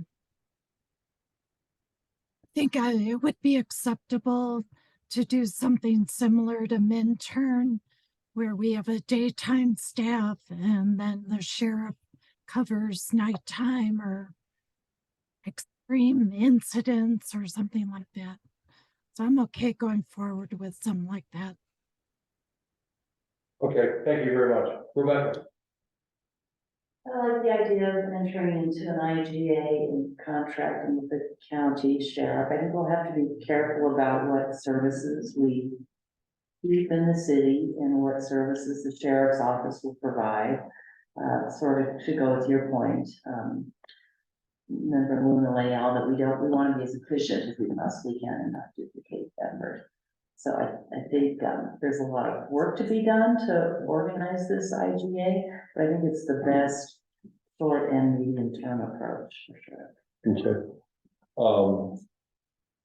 I like the direction we're going with this IGA. The IGA is primary, what we do next. And so I think we should hopefully agree that the next step is to negotiate the IGA itself. And the appendix A for services is a separate discussion. It could take place at the same time. I'm not saying that to be completely separate, but the IGA is primary right now to formulating an understanding of the relationship that we're developing with the sheriff's office. Does that make sense to everybody? Is that how we would like to proceed? I foresee work sessions. Yeah. Well, As I mean, long as there's- they happen after January the 9th. I think my personal opinion is we need to come up with the scope of services at the same time. That would be the most And efficient. I think that's okay too. I'm just saying, the main thing is to make sure we agree with the IGA itself. That's the base of all of this. So, yeah, in what time frame do you think would you think, and ask the county attorney, Floyd, in what time frame should this be negotiated? And Tim, I'll get you to just say if it's okay. Well, and we would propose as soon as possible, just because there are budget implications on both sides as to what the outcome is. So, that would be my preference as soon as possible. And so, the document that's before you has been vetted several times by, the sheriff and also by County Manager Bergman. It has not been presented to the commissioners yet, just because we weren't sure if it was going to be the consensus of city council to go forward. So if that is the consensus, we will get them involved in the review as well. Okay. So in terms of any hesitation, we will make ourselves available for meetings with, the administrator with Simonson to work on this, depending on what her schedule and other priorities are as well. We do have a bit of a reprieve because now we're being told, what Tim read to us is that, we don't have to finalize our budget until January the 10th. That's very interesting and may give us the breathing room we need, although it's not much breathing room at all, not this time of year, now with holidays and budget considerations, because we do need to finalize those considerations, by the end of the year, regardless of whether we go to the 10th to put, the final stamp on that budget. And those will just be some final calculations around revenue, really. Tim, I'm sorry, you had. I was just, thank you, Mayor. City Council, I was just gonna give an example that for City Council to think through, maybe will help as we think through this. So if today, an officer takes in evidence for something, right, it would go into other evidence, be, probably prosecuted or, through municipal court, or if it needs to go through the DA's office or through the county court, those processes. So if the IGA is signed and tomorrow, a deputy takes that on, depending on the services we agree on and the coordination through the courts and the DA's office, right? So then that evidence and all that stuff would go to the sheriff as well and that kind of thing. But everything previous to the IGA being signed, right, those would be the records retention, the evidence, maintenance, all of that kind of stuff would still need to be the city's responsibility. It's something to think about, like a shift and how it could work. Does the county have a trained evidence technician? Yes, we do. Oh, okay. Huh? Right. I didn't know that because we handle it internally, but we've gone through this for years where I think we're handling the evidence pretty well, but how would I know? It's one of those things you don't know until it goes all wrong and then you find out. We have an evidence audit. No, we do, and we have a company that takes care of us. No, I get that, but we have certainly, I'll digress and say, when I first took office, I went down and looked at that evidence room and it was like a rummage sale. It was, you could not believe how horrible it was. And, boy, did we take a shellacking over that from the DA and appropriately so.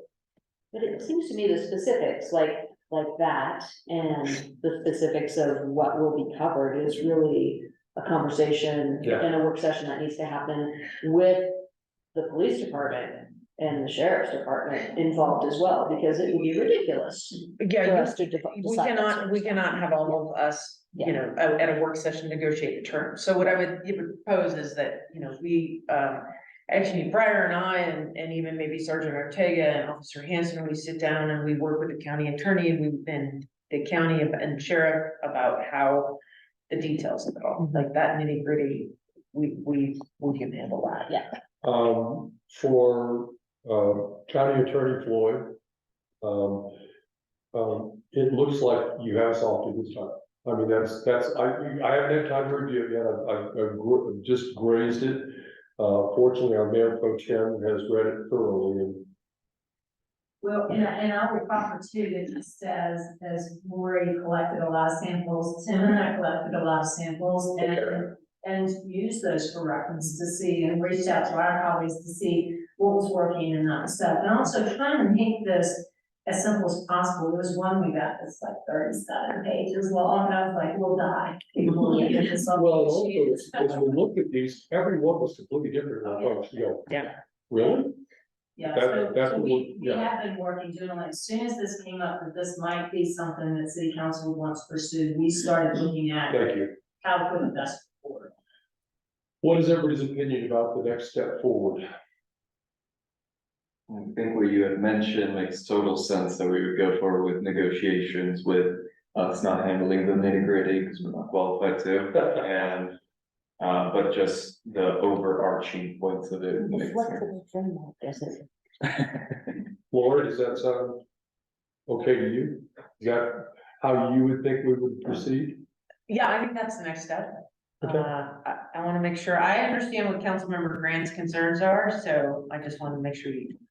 I really, really feel strongly that, we want to hold on to our Leadville Police Department. And I have nothing but respect for Sheriff Speckman, but I want to remind you all that prior to Sheriff Speckman, it has been a shit show too.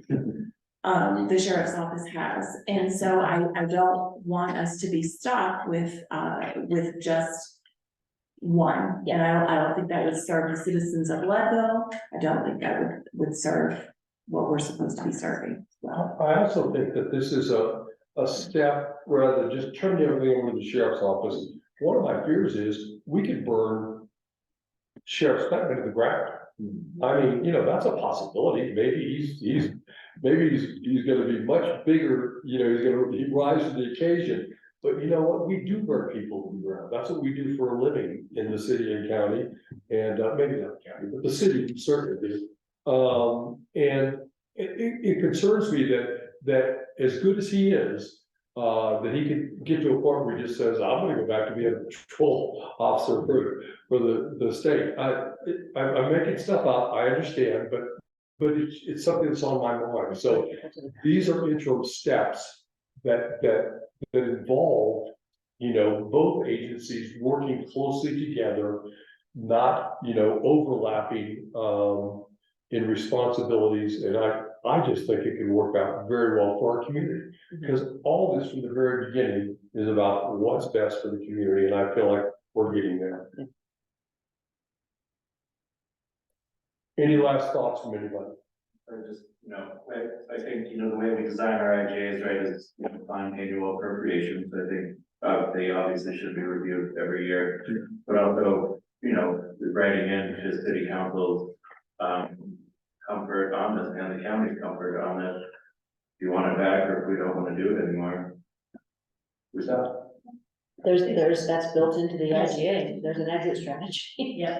I still think we should strive for consistency. You know, we don't need to be, you know, switching paradigms every year, and the community doesn't have the slightest idea what we're doing, so we have to keep that in mind too. But thank you for that.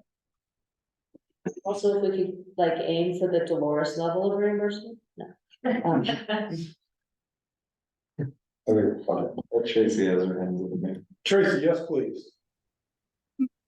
A question about the hierarchy and how that works. Like Dolores, the sheriff, was deputized as the town marshal. Are we going to have a police chief? Or is the police department going to be under Lori, except for law enforcement issues? I think we need to figure that part out also. I think that's a great question. I was thinking the same thing. Under this new paradigm, do we need a police chief? I honestly don't know the answer to that. The answer may be yes, but you know. Yeah, and that's all stuff that we would need to hash out, and I think that those are the exact questions that we should be having, and I think, the.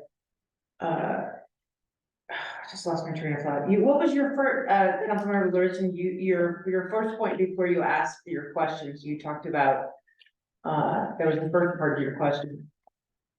Yes, I was just asking how the hierarchy would work. That's great. Thank you for reminding me. So right now, our law enforcement officers are deputized by the sheriff's office. So they're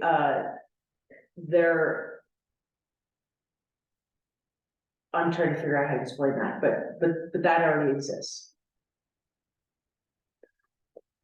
Okay.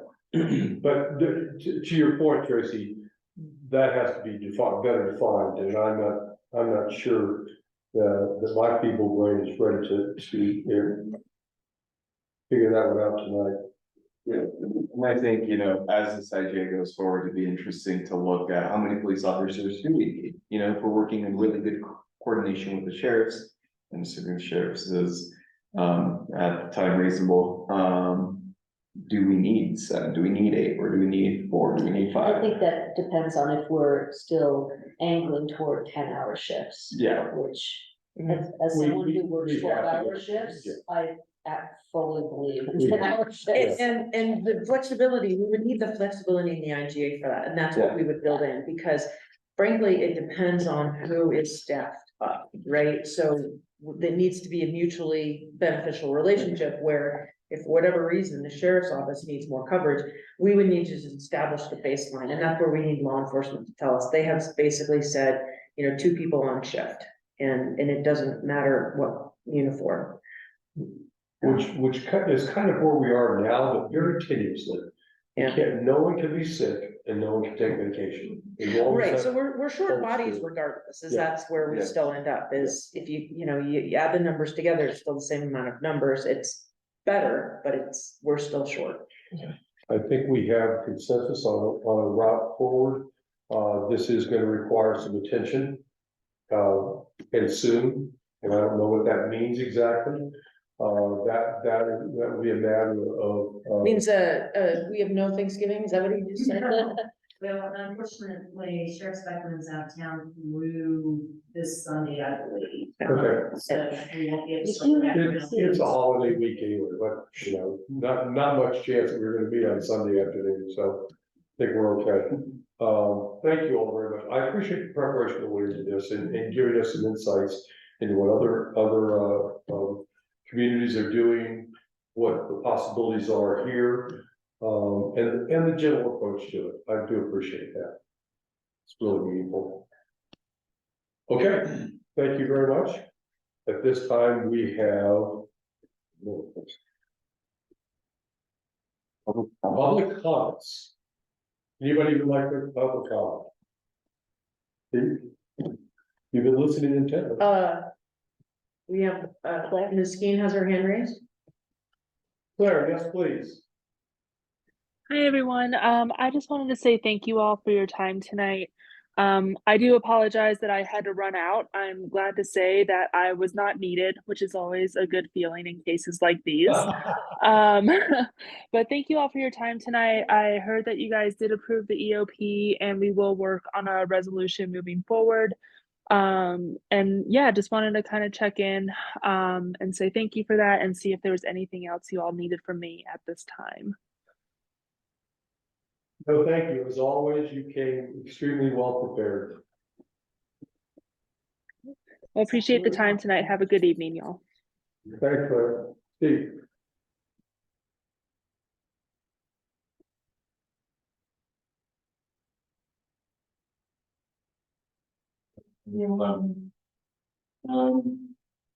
The other thing that I have forgotten, it's important to me, is the water issues right now. I need to look at this National Geographic article that I read in 2022. They were talking about the scant snow, the change in snowfall. And they had an interesting 2-page map that showed I think it had Mount Evans on there. Anyway, it showed that the Colorado was in a brown zone, which means it had quite a bit of less snow. Now, when I came out here in 1980, I like to read science fiction, so I look at things a little differently sometimes. And I remember talking with several people about what would happen if we didn't get as much snow as we're getting now. And I remember everybody laughing at me and telling me how stupid I was, because it's always gonna snow like that. Well, now we're approaching this climate change thing. And this book, someone wrote in the Leadenhall paper some time ago, were quoted that development is progress and you can't stop progress. Development and progress are two separate things. Development is development. I think we need to start looking at the water assets that we do have and how possibly fragile they are, or I mean, we're not sitting on top of aquifers here. We depend quite a bit on our snowfall. So with the idea of development, what's going to happen if we do a lot of development and then there's no water? Who's going to be most impacted financially on this lack of water? So let's see if I can find that article I had, and I'll try and bring that to City Council. One of the interesting things in that article was, and I still can't believe this if I got this straight, they save snow in Switzerland, they tarp it, so they'll have enough snow for the ski runs.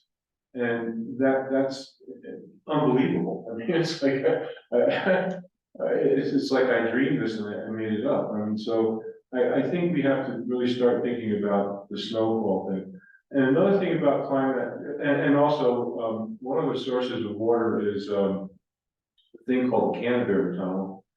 And if there should be some type of geological shift or something like that, then that could be shut off and somehow maybe build up a pressure and explode out. So I think that needs to be kind of checked out a little bit more on this EOP thing.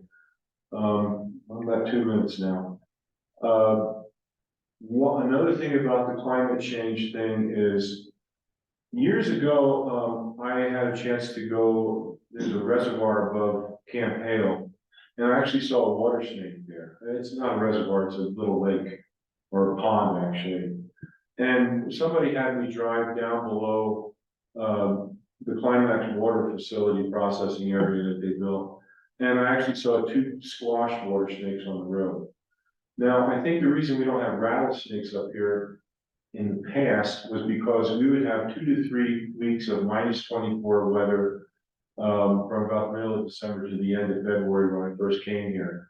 Now we're lucky if we have one of those nights. So it might be the reason we don't have rattlesnakes is because the weather was so harsh for them to hibernate over, where now it might be comparable. So all it would take would be a pregnant rattlesnake to fall off somebody's pickup truck. Thank you kindly. Thank you. Mayor's report. I've gotten to go to a couple of events in the last week. There were fundraisers for PB Swims. They're making a tiny dent in the over $3 million they need for renovation of the pool, but you know what? They're trying. They had a little dinner at Zero Day, and that was very nice. It was a fundraiser. And then Kyle Crawford, who does firewood, he had a big event out of this place, and there were people lined up to get wood, and he would load the wood and then make a donation to PB Swims. And then I think today he gave a check to PB Swims for over $3,000. I forget the exact amount, but you know what? It was first of all, they were fun community events, and people are rallying around the idea of a pool now. Just like everybody else, I don't know where the money's coming from, but right, okay. The next mayor is gonna solve this problem, I'm telling you right now. Anyway, that's all. They were nice events. It was heartening to see our community out there, you know, really supporting something they care about, and I just enjoyed it. Council reports. Yes, housing wise, there are some things, I don't know how much you report on this, but I just wanted to recircle to the ballot measure failing for debrucing. It does mean that the Regional Housing Authority cannot be the primary and only partner applying for a grant because of the income things would required needed for the debrucing process. It also means that rentals aren't really much of an option for the Regional Housing Authority currently without debrucing it. So it does have some impact moving forward. That said, we can always jointly apply to things and have it work through a joint application, but the sole applicant cannot be the Regional Housing Authority, unfortunately. That said, I don't know that it will have too much of an impact this upcoming year. We're gonna focus more on making sure that passes, so in the future, it isn't an issue. Because at some point, it will have a major impact. Second thing I want to talk about was surrounding funding. C4 currently is looking for funding with the county to fund a program of $200,000 going directly towards deed restriction home remodelization. We'll talk the details out during next week's meeting at county commissioners meeting. And $100,000 to go directly towards our emergency fund, and working closely with one of their adult wraparound news members to be able to address the biggest needs in our community and our most vulnerable community members to be able to have access to some type of remodeling service with some type of give back to the community. So nothing's official, of course, but I just wanted to update you all that that is something that could potentially happen. And I will be at that as the energy program manager of C4. I'll be at that meeting next week. Unfortunately, Emily Olson, our executive director, is out. But I hope that I will be able to provide that, and I will be working on making sure that there is a good one pager for that information that I will hopefully be able to bring to council, especially if it does pass, to be able to kind of advertise this as much as we can. But other than that, I think we're heading in the right directions in terms of housing, and I'm really happy to see the county just truly invest in our housing and invest in parts that we haven't really thought about too much, and that being dilapidated housing. Okay, thank you. Any other council reports? Thank you. Last thing we have is the planner. I was looking at it, everybody has to be at the Jockey Dash. 8 o'clock Thursday morning for Thanksgiving. And St. George's has their lunch. I also saw that Silver Dollar is doing a Thanksgiving lunch as well. A lot going on around town. Shop Small Saturday is this Saturday. What else? Then the Mayor's Summit is a little over a week on the 30th and the 1st. And then, of course, Parade of Lights and Taste of Lebanon like that. What do they have going on? The Laura meeting in December is at 5 p.m. Yes. 6 p.m. It says 6. I'm glad you brought that up. It is at 5. Okay. All right. Anybody? What's that? Oh, yeah. I'm sorry. Thank you for asking. December the 15th. It will be at the Silver Dollar Saloon. We're going to have 2 drink tickets per person. And also we'll just have some, heavy hors d'oeuvres there, and a nice time, and we'll give out some awards and some Christmas cards and just have a great night. But thank you, Brad. I want to make a correction. Last council meeting, I mentioned that Posadas is on the 15th. That was what's on the email, but it is on the 14th, like I heard it the other day. It is on the 14th. Which is great. Yes. Now we can do both. Exactly. Not have to miss out on one. Who's gonna be Santa? Actually, our lovely county manager. Ho, ho, ho. Gotta work on the length of that beard really fast. Do we get to sit in his lap? Is that You'll have to bring that over. No, the city attorney will help us answer that question. Tracy, anything at all? Thank you all for being here, great meeting, thank you a lot. There you go. You need to adjourn it. Oh, yes, it is. At 8:20, the city council meeting is adjourned. Only we had an easy one.